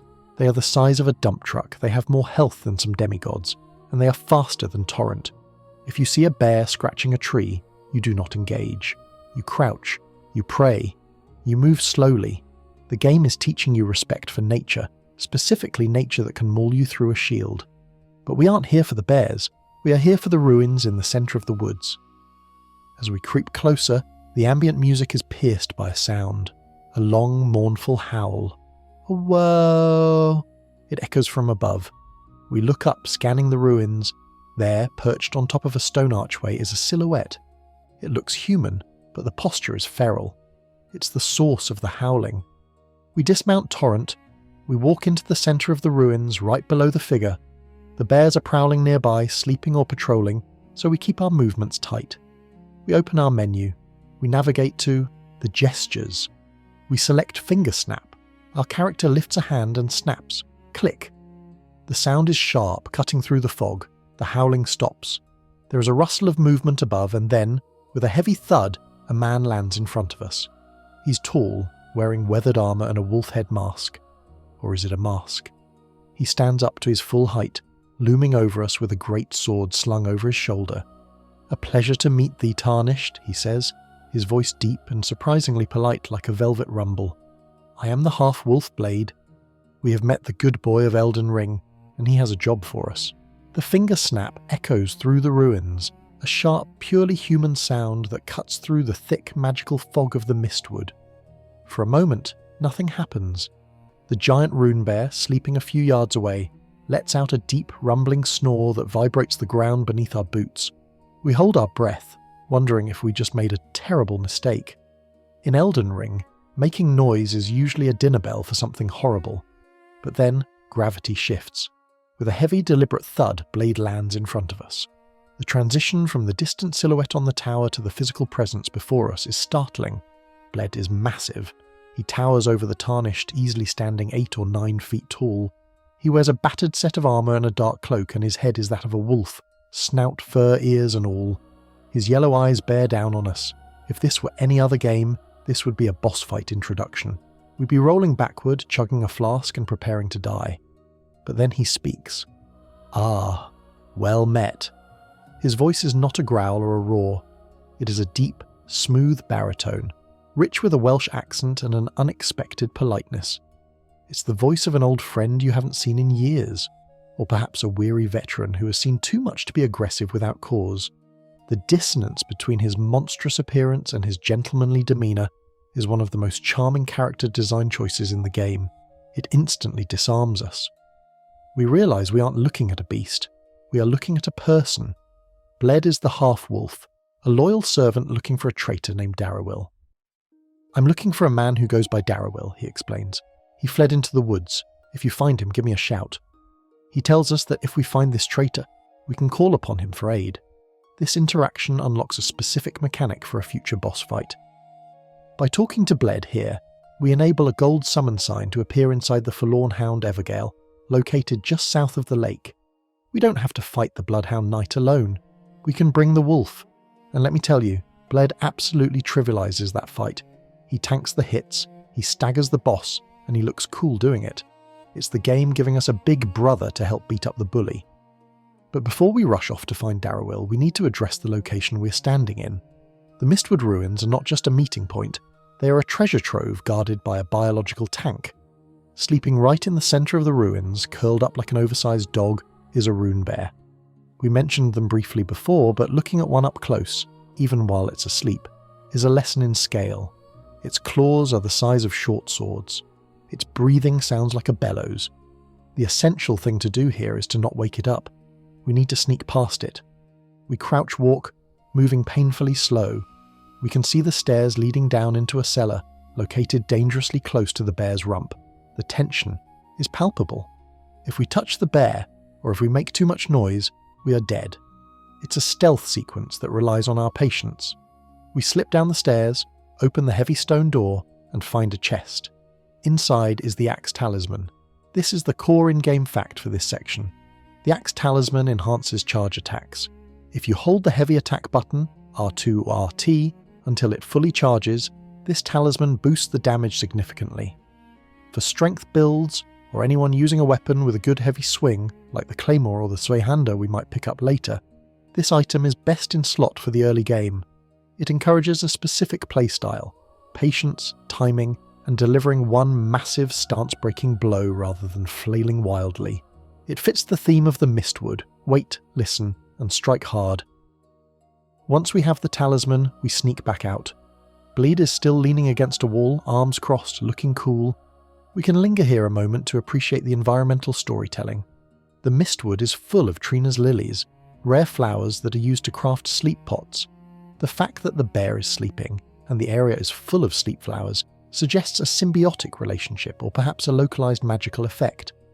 St. Trina is an obscure figure associated with sleep and dreams, and her influence permeates these woods. It gives the area a drowsy, narcotic feeling. But let's dig into Blaidd. Who is he really? Blaidd is not just a wolfman, he is a shadow. In the lore of Elden Ring, Empyreans, candidates for godhood chosen by the Two Fingers, are granted a shadow. These shadows are created by the greater will to serve as loyal guardians, sworn brothers, and executioners. Malekith was the shadow of Marika. Blaidd is the shadow of Ranni. This leads to the obscure lore tidbit: Blaidd and Ranni grew up together. The descriptions of the Blaidd's armour set reveal that he was an adopted brother to Ranni. They played together as children. Ranni's mother, Renala, approved of him, and Iji, the war counsellor, the giant blacksmith we meet later, helped raise them. It paints a picture of a genuine family dynamic, which is incredibly rare in the bleak world of From Software. Blaidd isn't just a bodyguard, he is family. When he talks about Ranni, his voice softens. He calls her mistress, but the tone is one of devotion, not just duty. However, this role of a shadow comes with a horrific caveat, which fuels the primary fan theory and tragedy of his character. The shadows are programmed. They are created by the Two Fingers who serve the greater will. If the Empyrean ever turns against the greater will, which is exactly what Ranni is doing by stealing the Rune of Death and discarding her great rune, the shadow is programmed to go mad and kill them. It's a Manchurian candidate situation. Blaidd is a sleeper agent designed to assassinate the person he loves most. The fan community endlessly debates the extent of Blaidd's willpower. Throughout the questline we see him struggling. He mutters to himself, fighting the madness, refusing to betray Ranni even as the greater will screams in his head to kill her. "I'm part of her being," he says later. "I could never betray her." Many fans believe Blaidd is unique among shadows because his love for Ranni actually overpowered his programming, at least for a time. He doesn't turn on her. He goes mad from the effort of not turning on her. He breaks his own mind to save her. It turns our interaction in the Mistwood into something bittersweet. Here he is, lucid, strong, and helpful. He is the loyal knight on a quest, but we know, or we suspect, that his story ends in tragedy. We are making friends with a ticking time bomb. For now, though, he is just the cool wolf guy. We leave him in the ruins, letting the fog swallow him back up. We have the axe talisman, we have the summon trigger for the Evergale, and we have a new ally. We mount Torrent and ride south through the woods. The trees begin to thin out.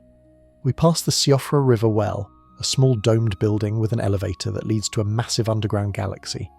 We could go down there, it's breathtaking, but it's a bit high level for us right now, and we have business on the surface.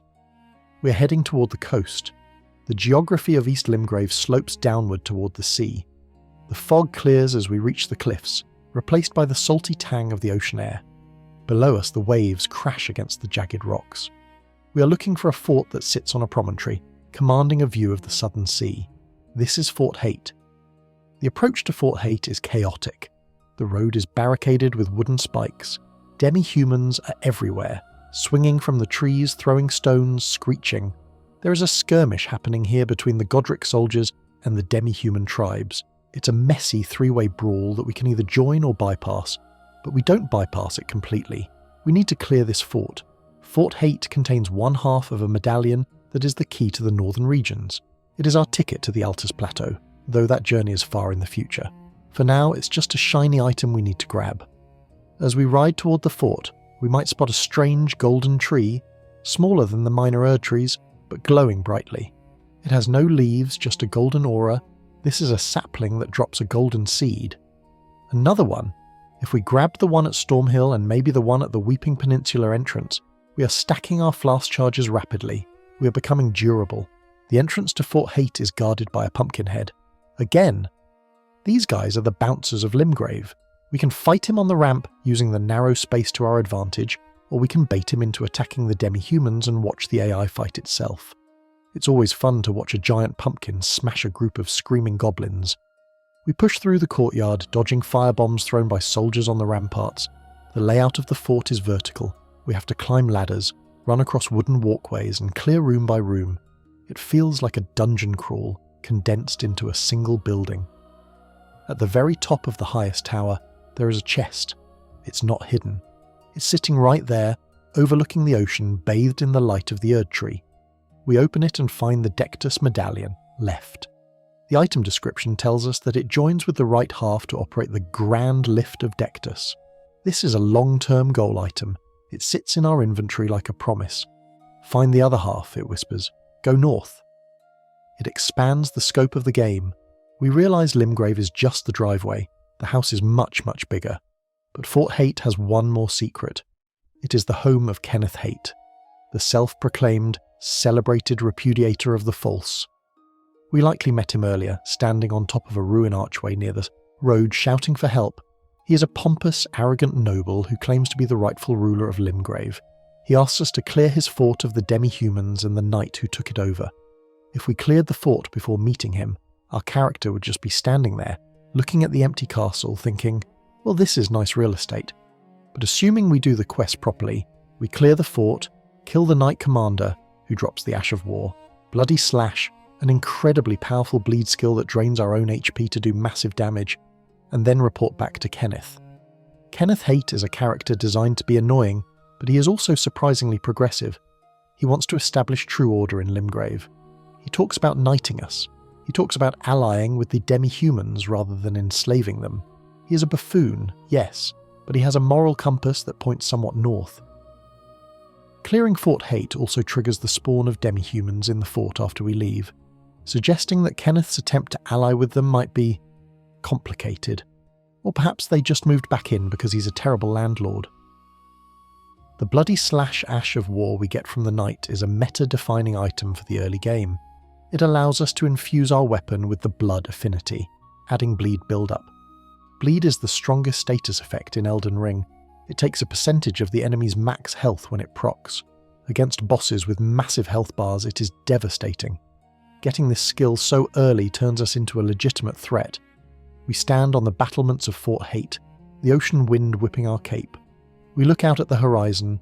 We can see the faint outline of a castle in the south, Castle Morn. We can see the red sky of Caelid to the east. We feel accomplished. We have the medallion half. We have the bleed skill. We have the talisman from the bear dungeon. We're done with the eastern coast for now. The map pulls us back toward the centre, toward the murky, flooded village we bypassed earlier, Summonwater Village. The name itself sounds uninviting. We walk back to the outskirts of the Mistwood. The ride is short. The water level rises. The ground becomes boggy. We see broken buildings half submerged in a shallow lake, and floating above the water, rowing a spectral boat, is a creature that looks like it rode straight out of a Halloween special, the Tibia Mariner. It's time to meet the undead, and it's time to meet the man who hunts them, a hunter with golden armour and a very intense personality. Leaving the coastal winds of Fort Hate behind, we turn torrent back inland, riding northwest toward the centre of East Limgrave. The landscape shifts from the bright, open cliffs to a more depressed, waterlogged basin. The ground becomes spongy, the grass gives way to mud, and the ruins of a once thriving settlement poke out of the shallow, stagnant water like broken teeth. This is Summonwater Village. The name is apt. As we splash through the puddles, the air feels thick with necromancy. There are no soldiers here, no demi-humans screeching in the trees. Instead, there is a silence, broken only by the rhythmic splashing of oars. In the centre of the flooded ruins, floating effortlessly over water and land alike, is the Tibia Mariner. This boss encounter is one of the most bizarre and memorable in the early game. It isn't a dragon or a demigod. It's a skeleton in a rowboat. He wears a hood, he plays a purple horn, and he looks like he took a wrong turn at the River Styx. The fight itself is less of a duel and more of a game of whack-a-mole. The mariner isn't aggressive. He rows away from us, teleporting across the pond when we get too close. His main defense is summoning. He blows his horn and skeletal militiamen rise from the mud, clutching rusty spears and scimitars. the fight teaches us a crucial mechanic regarding those living in death. When we knock the skeletons down, they don't stay down. A glowing white slime coalesces over their scattered bones, and after a few seconds they reassemble and stand back up. To kill them permanently, we must hit them while they are resurrecting, hitting the glowing pile of bones to shatter the magic holding them together.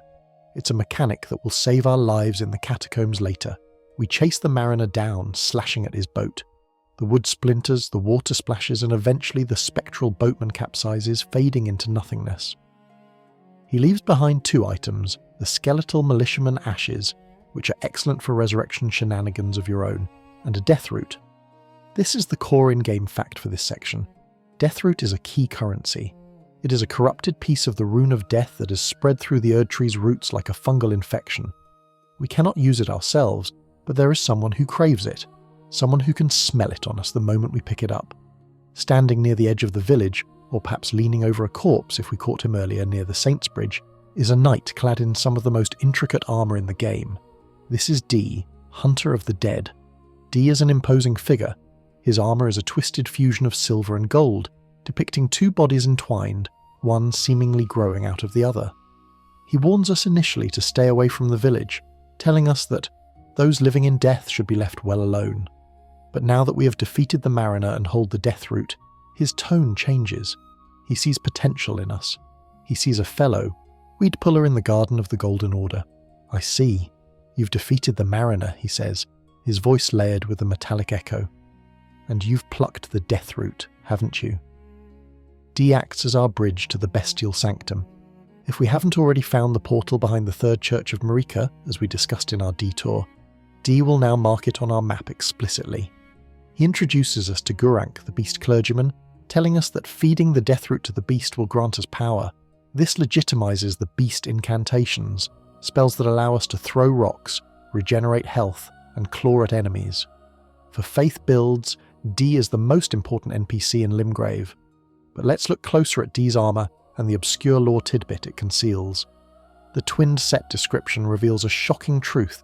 D is not one person, he is 2. The 2 known as D are inseparable twins. They are of 2 bodies and 2 minds, but one single soul. Not once do they stand together, not one word do they speak to one another. D has a brother.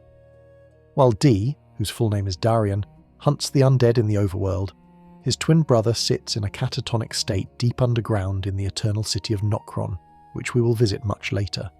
They share a soul, meaning when one is awake, the other sleeps, or perhaps they share a consciousness across distance. This explains the armour's design. The second head and torso jutting out of the chest is a literal representation of the twin he can never hold but always feels. This duality plays into the themes of the Golden Order. D is a fundamentalist. He believes in the perfect order of the Erd tree, but his own existence, 2 bodies, 1 soul, is a flaw, a mutation. He is accepted by the Order only because he serves it so violently. He hunts those living in death because they represent a paradox, life within death. As a man who is a paradox himself, perhaps he projects his own self-loathing onto the skeletons he smashes. There is a significant community debate regarding the morality of D and the Golden Order fundamentalists. On the surface, hunting zombies seems like the good guy thing to do. Zombies are bad, right? They eat people. But in Elden Ring, those living in death are not necessarily evil. They are simply beings whose souls did not return to the Erd tree because of the spreading influence of Godwyn, the Prince of Death. Many fans argue that D is a religious extremist perpetrating a genocide against a marginalised group. The skeletons and the mariners are just trying to exist in a world that broke. Fia, the deathbed companion who we meet at the Round Table Hold, represents the opposing view. She pities them. She wants to be a mother to them.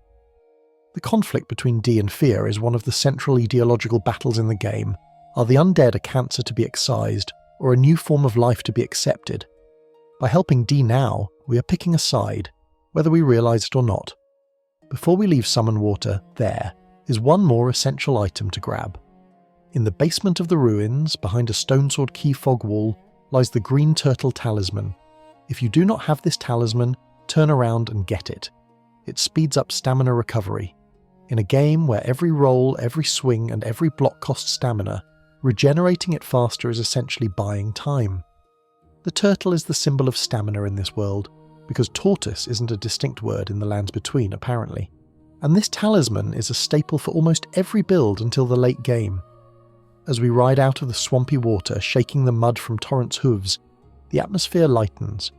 We have met the hunter, we have the route, we have the turtle power. The map beckons us west, back across the road toward a dense forest on the northern cliffs of Limgrave. The wind picks up again as we leave the lowlands. We are heading toward the Warmaster's shack. The name implies a teacher, a mentor, and indeed, waiting for us there is a man who treats war not as a tragedy, but as an art form. Bernal is his name, and unlike the other NPCs who are cryptic or depressed, Bernal is refreshingly pragmatic. He just wants to know if we're ready to get our hands dirty. The ride is short, passing through a few herds of sheep and dodging the occasional giant bat. The shack appears on the right side of the road, unassuming, much like Roderica's. But the vibe here is different.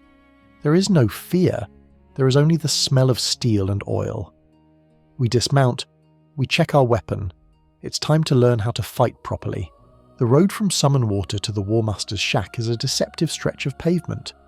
To the untrained eye, it's just another grey ribbon cutting through the green hills of Limgrave. But for the initiated, this road is a timeline of power.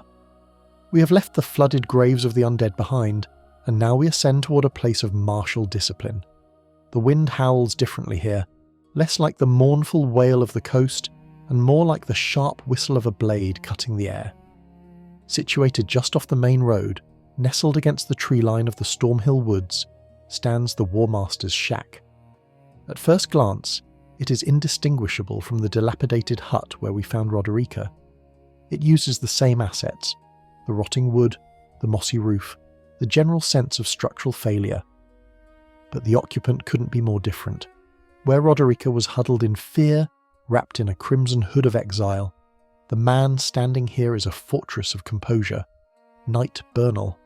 He stands amidst the ruin like a statue that refuses to erode. He wears the Beast Champion armour, a set so intricate and heavy that the silver cape alone probably weighs more than our entire starting loadout. When we approach him, he doesn't flinch. He tracks us with the eyes of a predator assessing a potential rival, or perhaps a potential meal. "There's something about you," he says, his voice gravelly and calm. "The look of a warrior, or perhaps a fool." Bernal is the vendor who sells us ashes of war. This is the core in-game fact for this section. Bernal is the primary source of weapon customization in the early game. While we found the Whetstone knife at the Gatefront ruins, it is useless without the actual skills to slot into it. Bernal sells the software for our hardware. His inventory is a buffet of tactical options. He sells Stormblade, which turns a melee weapon into a ranged wind cannon, perfect for dealing with those annoying Stormhawks. He sells Kick, which is the hard counter to enemies hiding behind great shields. But perhaps his most valuable and ironically named product is No Skill. Buying the No Skill Ash of War and applying it to a shield is a rite of passage for advanced players. By removing the parry ability from your shield, you allow your weapon's skill to take priority without having to two-hand it.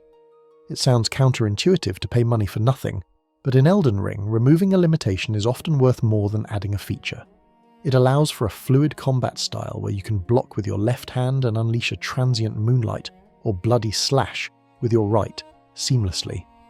Bernal asks us a question before he opens his shop. Does your faith in the Erdtree waver? It's a loaded question. If we say no, he respects our conviction. If we say yes, he respects our skepticism. He doesn't seem to care what we believe, only that we believe it with enough intensity to kill for it. He is a man who values the weight of the swing, not the colour of the banner. But this neutrality is a mask. The obscure lore tidbit hidden in his armour description reveals a tragic and terrifying backstory. The text states, "Beasts are drawn to champions and to lords, and this armour befits a champion worthy of becoming a lord." Bernal was not just a random knight, he was a top-tier candidate for Elden Lord. He made it further than almost anyone else before us. Lore discovered much later in the game implies that Bernal actually reached the Forge of the Giants, the endgame area. He stood ready to burn the Erdtree, but his maiden, the woman who guided him just as Melina guides us, threw herself into the fire to kindle it, and it failed, or perhaps he couldn't bear the sacrifice. The details are smoky, but the trauma is clear. He turned his back on the greater will because the cost of serving it was too high. He became a recusant, a rebel who hunts other Tarnished, joining the blasphemous Lord Rykard in the Volcano Manor. Standing here in Limgrave, we are looking at a man who has already played the game and quit right before the final boss because he hated the ending. It adds a layer of profound sadness to his stoicism. He's teaching us the art of war so we can survive the path he walked, even though he knows exactly how cruel that path becomes. There is a fascinating community debate about why Bernal is even in Limgrave. Is he recruiting? The Volcano Manor is a cult that actively seeks strong warriors to feed to the Serpent God. Is Bernal scouting the starting zone for talent? Or is this shack simply his retirement home, a place where he can remember the days before he became a hunter of his own kind? Some fans argue that his presence here is a test. If we can master his skills, we are worthy of the invitation to the manor. If not, we are just runes waiting to be harvested. His eventual invasion of us in Fara Missoula proves that he never really stopped watching us. He is the shadow rival, the dark reflection of what we could become if we lose our hope but keep our strength. But the Warmaster's shack has a darker secret, a secret that only reveals itself when the sun goes down. If you rest at the site of grace and pass time until nightfall, and then rest again to refresh the world state, Bernal vanishes.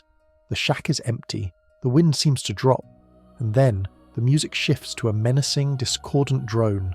A red phantom invades. He walks slowly, menacingly. He wears heavy armour wrapped in barbed wire and carries a massive sword that floats in the air, controlled by telekinesis. This is the bell-bearing hunter. This is one of the rudest awakenings in Elden Ring. New players, thinking they are safe in a vendor hub, are suddenly locked in a cage match with a boss who hits like a truck and reads inputs like a psychic. The bell-bearing hunter is a recurring field boss, but this is often the first time players meet him. He is essentially the Terminator. He doesn't run, he walks. When you try to heal, he extends his sword with a magical red thread and drills you from across the room. He's a lesson in spacing. You cannot panic roll away from him because his reach is infinite. You have to dodge through his attacks, staying in the pocket, fighting your instinct to flee. Defeating him drops the Bone Peddler's Bell Bearing, which allows us to buy animal bones from the Twin Maiden husks at the Round Table Hold. This is huge for crafting arrows and darts without having to commit genocide on the local sheep population. But the victory is moral as much as it is material. Surviving the hunter feels like graduating from the easy mode of Limgrave. Just north of the shack, the landscape offers another opportunity for growth, or exploitation, depending on how you view game mechanics. There is a large, grassy plateau filled with trolls. There are 5 of them roaming this field. Unlike the singular troll at the gatefront, these guys are just hanging out. For a low-level player, this is the premier rune farming spot in Limgrave. Each troll drops 1,000 runes. That's 5,000 runes per run. At level 15 or 20, that's a level up every few minutes. It's a dangerous farm, though. If you aggro 2 at once, you will get stomped. The strategy is to ride Torrent, isolate one, and hack at its ankles until it falls over. Then, you stab it in the glowing face. Rinse and repeat. It's here that we really learn the rhythm of large enemy combat. We learn that size doesn't equal difficulty.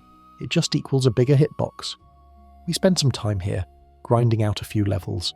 We buy the Carrion Knight's sword or the Bastard sword from the merchant later, but for now we just want vigour. We want to be able to survive a grab attack.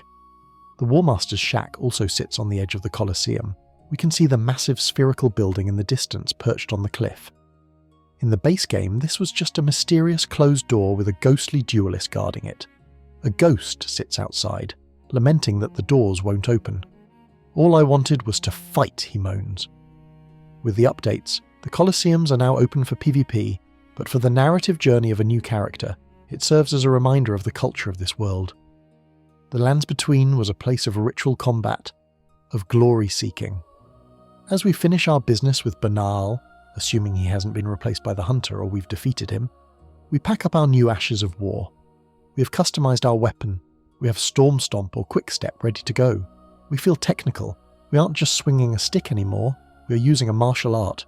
We look at the map. We have covered the north, the east, and the centre, but there are still pockets of Limgrave that contain essential items. We need magic. Even if we are a melee build, we need to know where the sorcery lives. We need to find the teacher who was exiled for knowing too much. To find her, we have to go. Back to the beginning, back to the lake, and find a ruin that looks deceptively small from the surface. We are heading to the Waypoint ruins. We mount Torrent. The trolls roar in the distance, a sound that used to terrify us but now sounds like an ATM dispensing cash. We ride south, cutting through the woods, back toward the bridge where the Pumpkinhead was guarding. We're going to find a cellar, a boss, and a witch who wears a stone mask. The journey takes us past the telescopic viewer, past the wandering nobles who cower at our approach. We are becoming a known quantity in Limgrave. The world is starting to react to us. As the ruins of the waypoint emerge from the vegetation, we see the familiar poisonous flowers, the land squirts, pulsing with toxic mist. They guard the entrance. Nature itself is trying to keep us out. But we have fire grease now. We have options. We ride in, ready to descend into the earth once more. The journey south from the wind-blasted cliffs of Stormhill feels like a descent into a lush, humid greenhouse. The air grows heavier, smelling of wet earth and pollen. We are heading towards the Waypoint Ruins, a location that looks deceptively like just another pile of rocks on the map, but in reality serves as the premier institution of higher learning in Limgrave, or at least the basement of it does. The ruins are guarded by nature's biological warfare, the giant Miranda sprouts. These are massive bulbous flowers that look like artichokes from hell.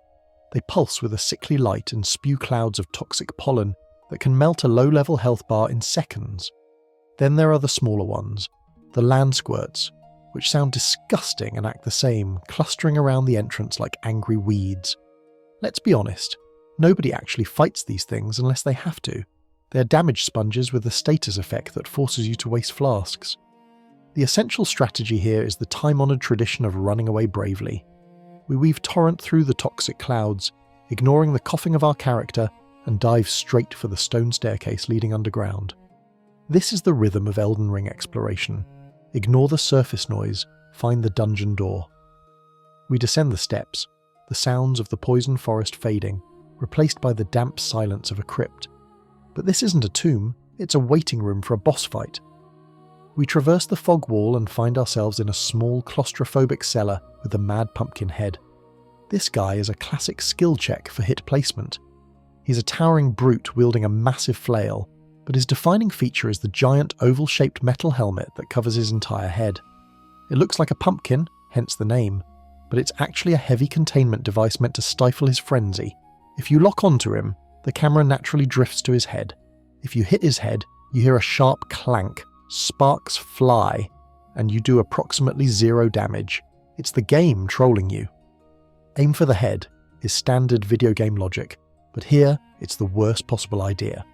We have to unlock the camera, circle around his frantic swings, and attack his unarmoured body. It's a fight that feels like a bar brawl in a phone booth. He smashes the furniture, flails wildly, and bleeds from his own aggression. Once the pumpkin head falls, the heavy iron door at the back of the room unlocks. We catch our breath, perhaps heal up from a stray flail hit and step through. The contrast is immediate. The room beyond is a study. Books are stacked in precarious towers, scrolls clutter the floor, and huge glintstone crystals hum with a soft blue luminescence. Standing in the centre, arms crossed, wearing the stone mask of a scholar, is Sorceress Sellen. This is the core in-game fact for this section. Sellen is the only early game merchant for sorceries. If you started as an astrologer or prisoner, she is your lifeline. She sells the glintstone pebble, the bread and butter of magic, carrion slicer, the magical lightsaber, and scholar's shield. But even if you are a brain-dead barbarian with 7 intelligence, unlocking Sellen is vital because she is the quest giver for the most important magic-related storyline in the game. She is the gatekeeper to the stars. When we speak to her, she doesn't welcome us with open arms. "I am Sellen, a sorcerer," she says, her voice dripping with an elitist fatigue. "But I'm also a pariah, exiled from the Academy of Raya Lucaria." She asks if we still want to learn from her, warning us that the Academy would condemn us for associating with a witch. We accept, of course. She calls us a tadpole, which is endearing in a condescending way, and agrees to take our runes in exchange for knowledge. But why was she exiled? This brings us to the obscure lore tidbit that transforms this room from a classroom into a crime scene. Sellen is known as the Graven Witch. In the item description of the Graven School talisman, we learn that the Graven Schools are those floating balls of stone faces we encounter later in the game. These aren't statues. They are masses of sorcerers whose bodies and souls were forcibly merged together to create a seed of stars. Selen didn't just break school rules, she was conducting horrific experiments. She believed that to reach the primeval current, the source of all magic, sorcerers had to be gathered and merged. She essentially put her students in a blender to see if they would turn into a galaxy. The Academy, which is plenty messed up on its own, found this too extreme even for them and kicked her out. Standing here in this damp cellar surrounded by books, we are looking at the Elden Ring equivalent of a mad scientist who believes the ends justify the gruesome means. This sparks a massive community debate. Is Selen a villain or a visionary? On one side, she's a murderer who sacrificed fellow scholars for power. On the other side, the current academy under the Carian royals has stagnated. They study the stars but don't reach for them. Selen represents the dangerous, uncontrolled pursuit of truth. She is the Promethean figure who wants to steal fire from the gods, regardless of who gets burned. Many players bond with Selen because she becomes a genuine mentor. Unlike other NPCs who use us and discard us, Selen consistently calls us her apprentice. She praises our growth. "You're doing well, my apprentice," she says later. In a world where everyone lies to us, her academic pride in our violence feels surprisingly wholesome. It creates a moral conflict. Do we support the teacher who believes in us, even if she's technically a monster? While we are here, we can hand over the Royal House Scroll if we found it earlier. It's located in a camp south of the Agheel Lake South Grace, guarded by a sorcerer on a ruin fragment. Giving her scrolls expands her inventory. It's a mechanic that encourages us to be archaeologists. We find the lost knowledge of the world, bring it to our teacher in the basement, and she decodes it into a weapon we can use. The atmosphere in Selen's room is thick with safe room energy. The ambient sound is a low magical hum. The lighting is cool and blue, a relief from the harsh sun of Limgrave. It feels like a secret club. We are part of the underground resistance now. We are students of the Graven Witch, but we can't stay in school forever. We have items to buy, and for that we need runes. And to get runes, sometimes we have to walk into a trap on purpose. We leave the waypoint ruins, climbing back up the stairs into the daylight. The Miranda flowers are still pulsing, but we ignore them. We mount Torrent and check the map. There is a ravine cutting through the centre of Limgrave, a river that flows north into the lake. This is the Murkwater River. It is a place of ambushes. The Bloodyfinger Neregus waits there, a scripted invasion that introduces us to another friend, Yura. But further up the river, hidden behind a misty curtain in a cave mouth, is a boss fight that is barely a fight at all. It is a reunion with an old friend, Patches. Every Souls veteran knows the name. He is the multiverse constant. He pushed us into a pit in the Tomb of Giants.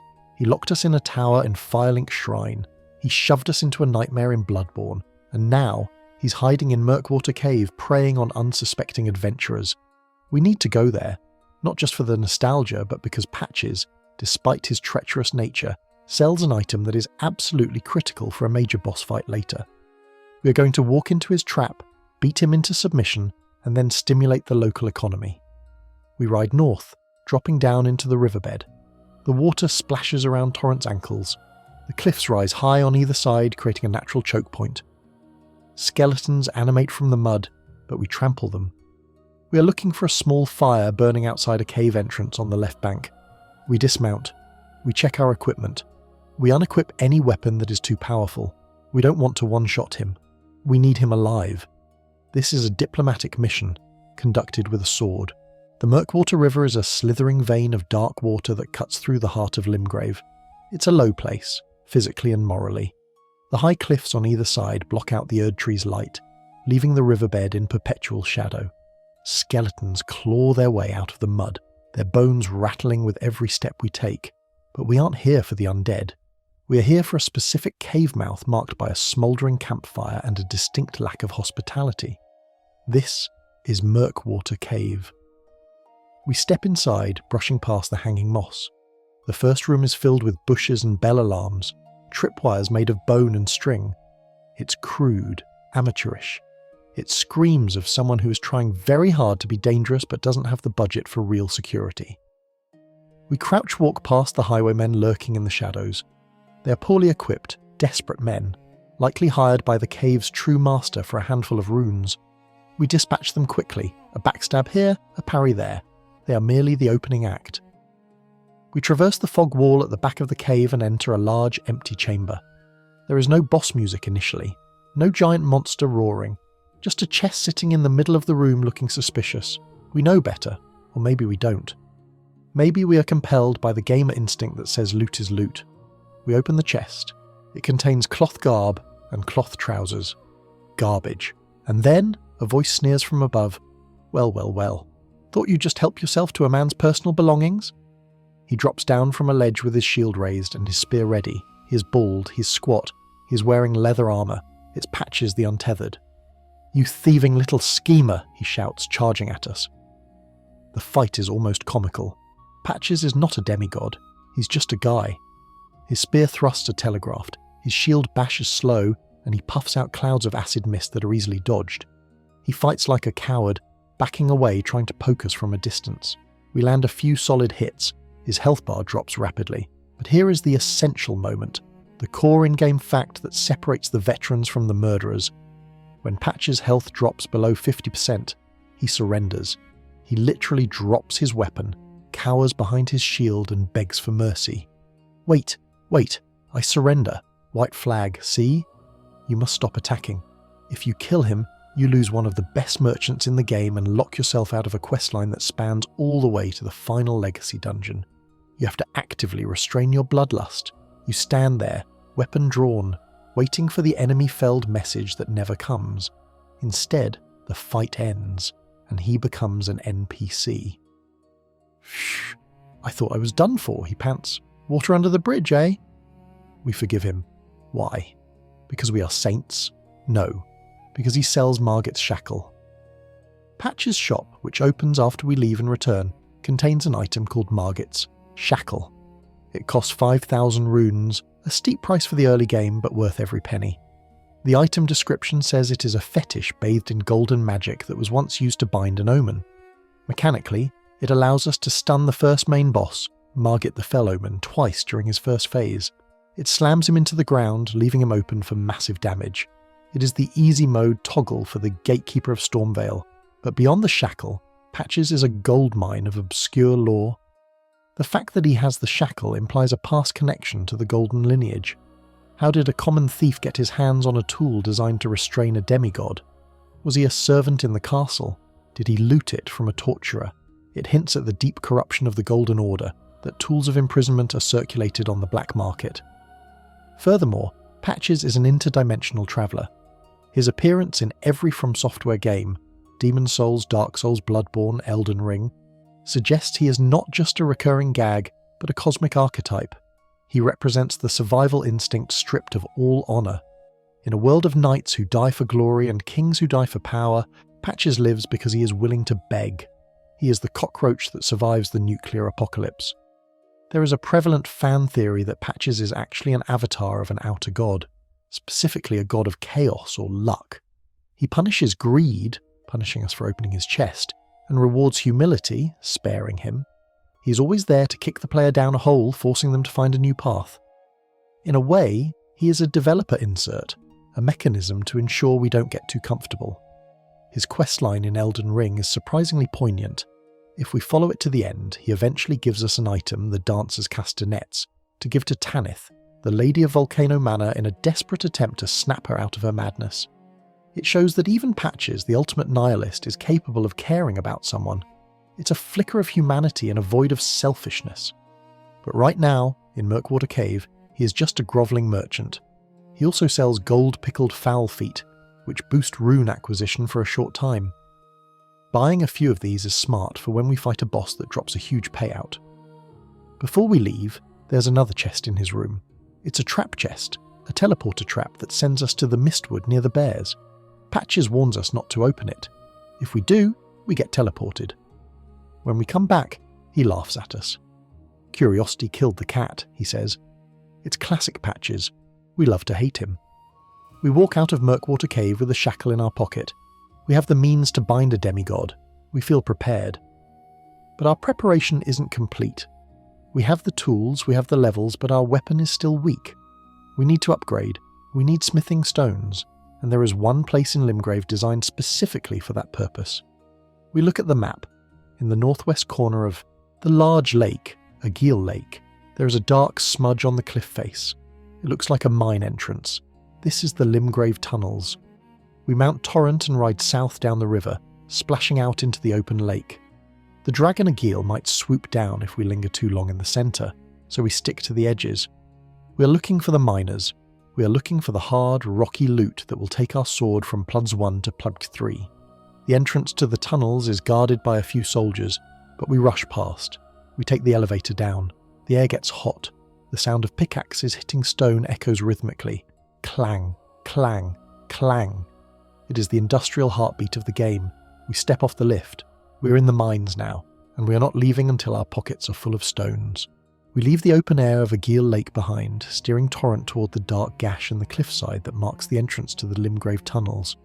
The transition is immediate and oppressive. The sunlight dies at the threshold, replaced by the flickering orange glow of torches and the damp smell of subterranean earth. We step onto the wooden lift, pull the lever, and begin the long, rattling descent into the dark. The soundscape shifts. The wind and the ambient music of the open world fade, replaced by a rhythmic metallic industrial noise. Clang, clang, clang. It is the sound of labour, the heartbeat of the underground. We're entering the engine room of Limgrave. The Limgrave tunnels are not a place of grand lore revelations or cosmic horror. They are a place of utility. This is a smithing stone mine, a specific archetype of dungeon marked on the map by a small black and orange hole icon. This brings us to the core in-game fact for this section. Smithing stones are the single most important resource for your damage output. Many new players make the mistake of thinking that levelling up their strength or dexterity is the best way to hit harder. It isn't. In the early game, scaling is negligible. The base damage of your weapon is king, and the only way to increase that is by feeding it smithing stones at an anvil. A Plug 3 longsword will vastly outperform a Blooddraw longsword, even if you dump 20 levels into strength. The Limgrave tunnels are designed to get you to that +3 threshold. The walls are lined with harvestable nodes, glowing yellow crystals that, when interacted with, grant us smithing stone. We run through the corridors, ignoring the enemies for a moment, just grabbing the shiny rocks like a goblin in a jewellery store. We need 12 of them to reach +3. This mine provides almost exactly that amount if we are thorough. But the locals aren't happy about us stealing their ore. The enemies here are the Stone Digger miners. They are hunched, leathery figures with skin that looks like cured jerky, or more accurately stone. They work tirelessly, ignoring us until we get too close, at which point they swing their pickaxes with terrifying force. Fighting them teaches us a harsh lesson about damage types. If we swing a standard sword or a katana at them with a one-handed light attack, our weapon will bounce off their skin with a pathetic clink, leaving our character staggered and open to a counterattack. The game is telling us to adapt. We have two options: switch to two-handed mode, which adds hardness to our attack, preventing the bounce, or switch to a strike damage weapon, like a mace or a flail. Strike damage shatters their rocky skin, dealing massive damage. It's a subtle tutorial on the rock-paper-scissors mechanics of Elden Ring combat. Slash is bad against rock. Heavy blunt trauma is good. As we descend deeper, riding the secondary elevators and jumping onto wooden platforms, we notice the sheer misery of these creatures. They are not soldiers, they are slaves to the stone. This leads to an obscure lore tidbit found in the description of the pickaxe weapon, which these miners drop. It reads, "Sturdy pickaxe used by the stone diggers, imbued with an earth-rending magic." But more interesting is the lore surrounding the miners themselves. They're often found near gravity magic or ancient ruins. In later areas, we see them worshipping the falling star beasts or the alabaster lords. The lore implies that the stone diggers are not just mining for profit, they are mining for origin. In the world of Elden Ring, stone and gold are often linked to the stars.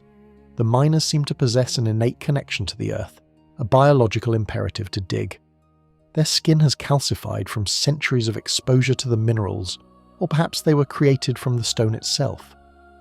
They are the living earth, toiling away in the dark to recover the fragments of a shattered order. There is a fascinating community debate, just theory, regarding the origin of smithing stones themselves. The description of the stone says, stone used to smith weapons, thought to be formed from the scales of ancient dragons. However, the higher level stones, somber, are explicitly stated to be drained of colour, and the ancient dragon's smithing stones are literally dragon scales. but the regular yellow-hued smithing stones found here. Some fans theorise they are fossilised runic energy, or perhaps the tears of the Greater Will. Others believe they are the debris of the meteorites that have struck the lands between over the eons. The fact that the miners are often found alongside gravity-based enemies, like the Alabaster Lords in other tunnels, supports the meteorite theory. We aren't just sharpening our sword with a rock, we are tempering it with stardust. We clear the tunnels, fighting off the rats that infest the lower levels, because it wouldn't be a From Software game without rats in a basement. We navigate the maze of wooden beams, finding a few glintstone scraps, consumables that cast a weak magic spell, hinting that these miners also dig for the Academy sorcerers. At the bottom of the mine, behind a heavy wooden gate, lies the boss, the Stone Digger Troll. We've fought trolls before, we farmed them on the Stormhill Plateau, but this one is different. His skin is harder, darker. He wields a massive stone club instead of a sword, and like the miners, he is resistant to slash damage. We summon our lone wolves or our jellyfish. The spirit ashes distract him, turning his back to us. We charge up our heavy attacks, thanks Axe Talisman, and slam into his ankles. The sound of the impact is crunchy and satisfying. We break his stance. He falls to one knee with a groan that shakes the cavern. We plunge our weapon into his glowing face for a critical hit. Upon his death, he drops the Raw Medallion. This talisman boosts the damage of Raw and Breath attacks. It's a niche item. Right now, unless we are using the Warcry Ash of War, but later, if we decide to become a Dragon Communion builds and spew rot or fire, this medallion is essential. With the boss dead and the mine cleared, we warp out. We don't walk back up. We open the map and fast travel to the Church of Ella. The return to the surface is blinding. The green grass and the golden tree seem impossibly bright after the brown gloom of the tunnels. We walk over to the anvil where Kale is sitting. We open the Strength and Armament menu. We select our weapon. Clang, clang, clang. Puns 1. Blubs 2. Pulses 3. Our weapon's name updates. The damage numbers go up. We feel a tangible increase in power. A Pulses 3 weapon in Limgrave is a breakpoint. It means we can kill standard soldiers in 1 or 2 hits. It means we can actually hurt the demigods. We sit at the site of grace one last time. We are ready. We have done the checklist. Let's review. 1. We have the crafting kit, Kale. 2. We have the map, Gatefront. 3. We have Torrent, Melina. 4. We have the Spirit Bell and Wolves, Ranni. 5. We have the Jellyfish, Roderica. 6. We have the Physick Flask, Third Church. 7. We have the Dectus Medallion left, Fort Hate. 8. We have the Axe Talisman, Mistwood. 9. We have met Blaidd and have his help. 10. We have the Deathroot and met D. 11. We have learned Ashes of War, Bernal. 12. We have met Sellen, Waypoint. 13. We have Margit's Shackle, Patches. 14. We have a Pulse 3 weapon, Tunnels. We are no longer the naked, confused wretch who woke up in a chapel. We are tarnished of consequence. We have allies, tools, and a very sharp stick. We look north. The storm rages over Stormveil Castle. The gate is still guarded by the troll, but we can ride past him now. We're going to the Castlewood Tunnel. We're going to the bridge that leads to the first true test of the game. The gatekeeper is waiting. He has put a lot of foolish ambitions to rest in his time. He is the filter, the wall that stops the casuals, but he hasn't met us yet. And he certainly hasn't met us with a Pulse 3 weapon and a pocket full of shackles. We mount Torrent. We ride through the gatefront, dodging the arrows one last time. We charge up the hill, past the golden tree where we found the seed, and into the dark tunnel that leads to the arena. The music swells, the wind howls. It's time to take the final exam. The hoofbeats of Torrent echo against the stone pavement as we ascend the final slope towards Stormveil Castle. The wind here is no longer a breeze, it is a physical force, a gale that carries the scent of ozone and old blood. We pass the barricades, the spiked palisades that were meant to keep an army out, or perhaps to keep something in. The sky above is a churning bruised purple and grey, the Erdtree's light struggling to pierce the storm clouds that shroud the castle's spires. We reach the Castlewood Tunnel. It is a long, dark corridor that feels like the throat of a beast. The ambient music fades, replaced by a low, dissonant drone that sets the teeth on edge. At the end of the tunnel we see it, the golden fog wall. The mist swirls with a thick, syrupy sluggishness, a barrier that separates the open world from the first true test of our resolve. But before we traverse the fog, we look to the right. On the ground, glowing with a soft golden warmth, is a summon sign. It reads, Sorcerer Rogier. This is our first encounter with Rogier, a character whose gentle demeanour belies a tragic and gruesome destiny. We summon him. He materialises in his dapper hat and rapier, bowing politely. He's not a tank. He's a distraction.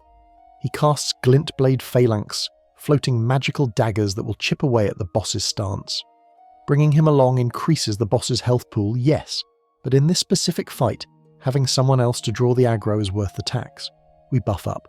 We drink our Flask of Wondrous Physick. We check that Margit's shackle is equipped in our quick items. We step through the fog. The bridge is narrow. On either side, a sheer drop into the abyss. And standing at the far end, blocking the path to the castle, is a figure cloaked in rags. He holds a wooden staff that looks more like a tree branch. He turns, and we see the face of a nightmare. One eye is clouded, the other burns with a fierce golden intelligence. Horns curl from his head, a tangled crown of bone that marks him as an omen. Foul tarnished, he snarls, his voice dripping with aristocratic disdain. In search of the Elden Ring, emboldened by the flame of ambition. He leaps. It is an impossible jump high into the air, defying gravity.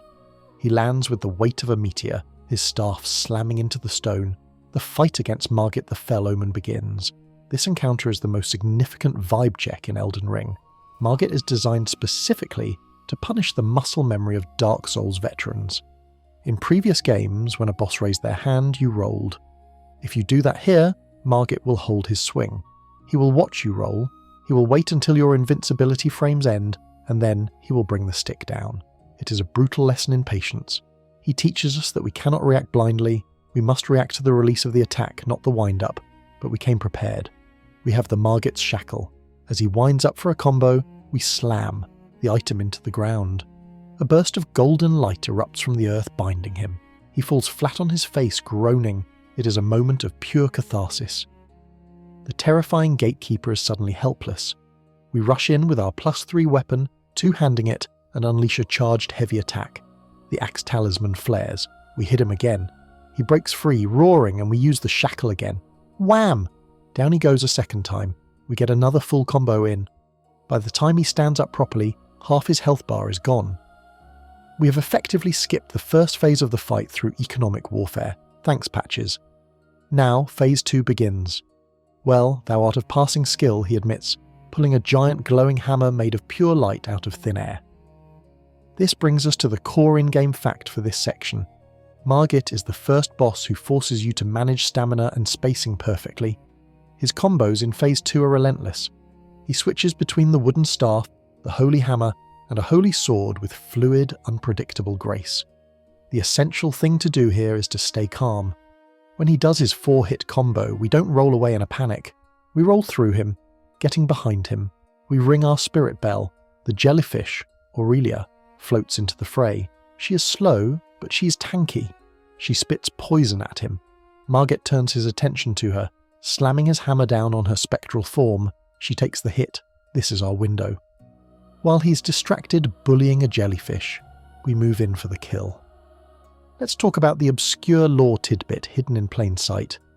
Margit calls himself the Fell Omen, but if you look closely at his character model during the cutscene and the fight, he is wearing high-quality robes beneath those rags. He speaks with the diction of a king. This is because Margit is actually Morgott, the Omen King, the veiled monarch of Leyndell. He's not just a guard dog, he's the most loyal son of the Golden Order. Born an Omen, a cursed race reviled by the Erd Tree, and usually threw into the sewers or had their horns excised. Morgott loved the Erd Tree despite it rejecting him. He created the persona of Margit to hunt tarnished in the field, protecting the weak distant lords, like Godric, to maintain the stability of the shattered kingdom. He is fighting us not because he is a monster, but because he believes we are the monsters, coming to burn down the only home he has ever known.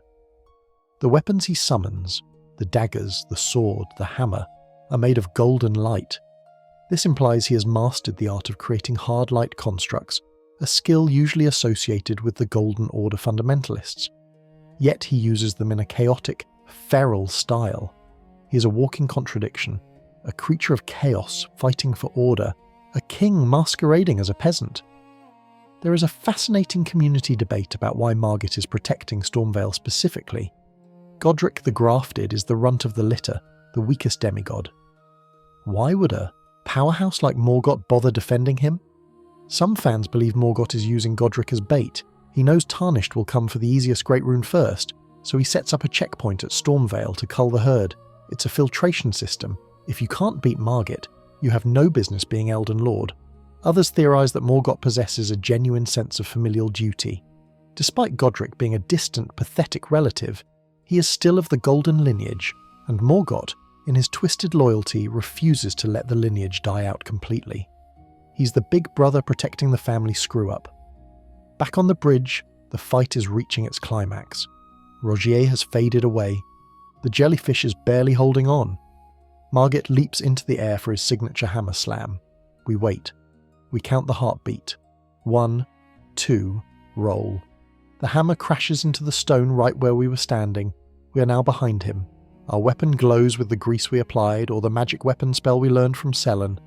We deliver the final blow. Margit doesn't die.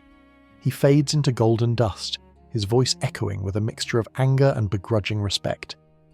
I shall remember thee, Tarnished, smouldering with thy meagre flame. Enemy felled. A rush of runes flows into us. We receive the talisman pouch. This is the ultimate reward. It unlocks a second talisman slot. Immediately we equip the green turtle talisman alongside our axe talisman, or perhaps the blue dancer charm if we're feeling risky. We are now doubly effective. The fog wall dissipates. The path to Stormveil Castle is open. We walk to the edge of the bridge. The wind is still howling, but the immediate threat is gone. We can see the massive portcullis of the castle ahead. We can see the scars of war on the walls. We have done it. We have cleared Limgrave. We take a moment to look back at the land we just traversed. From the first step where Vara insulted us, to the weeping woods where we met Blaidd, to the dark mines where we forged our weapon. We have combed every inch of this starter zone. We have gathered every tool, learned every lesson, and met every friend. We sit at the new site of grace that appears in the middle of the bridge, Margit the Fell Omen. The name is now just a memory, a checkpoint on our map. We rest. We level up. We check our inventory one last time, the inventory of a prepared adventurer, the Dectus medallion half, the shackle, the spirits, the flask. The camera pans around our character, sitting by the golden light of grace. The storm rages on, but we are the eye of the storm now. We are the Tarnished who refuse to die in obscurity. We have finished our chores. We have eaten our vegetables. Now, finally, we can go play in the castle. And so, we come to the end of our first great chapter. The bridge is quiet now, save for the whistling wind and the distant rumble of thunder. The golden light of the Sight of Grace flickers softly, a lonely beacon on the high stone pass. We can sit here for a moment, letting the adrenaline of the fight fade, watching the rain streak across the screen. We've come a long way from that damp chapel, haven't we? We've endured the mockery of White Mask Vera and the skepticism of the merchant Kale. We've ridden with the wind on Torrent's back, chasing the ghosts of the past through the mistwood. We've plumbed the depths of the earth for stone and secrets, and we've danced with the dead in the flooded villages. We turned a list of chores into a saga of survival. Take a deep breath. Can you feel the tension leaving your shoulders?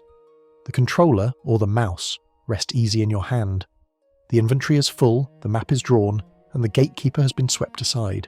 Stormveil awaits, with all its twisting corridors and grafted horrors, but that is a story for another night.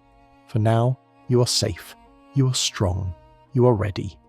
The world of the lands between is vast and often cruel, but tonight you have carved out your own corner of order within it. You have proven that even a maidenless Tarnished can shake the foundations of the world.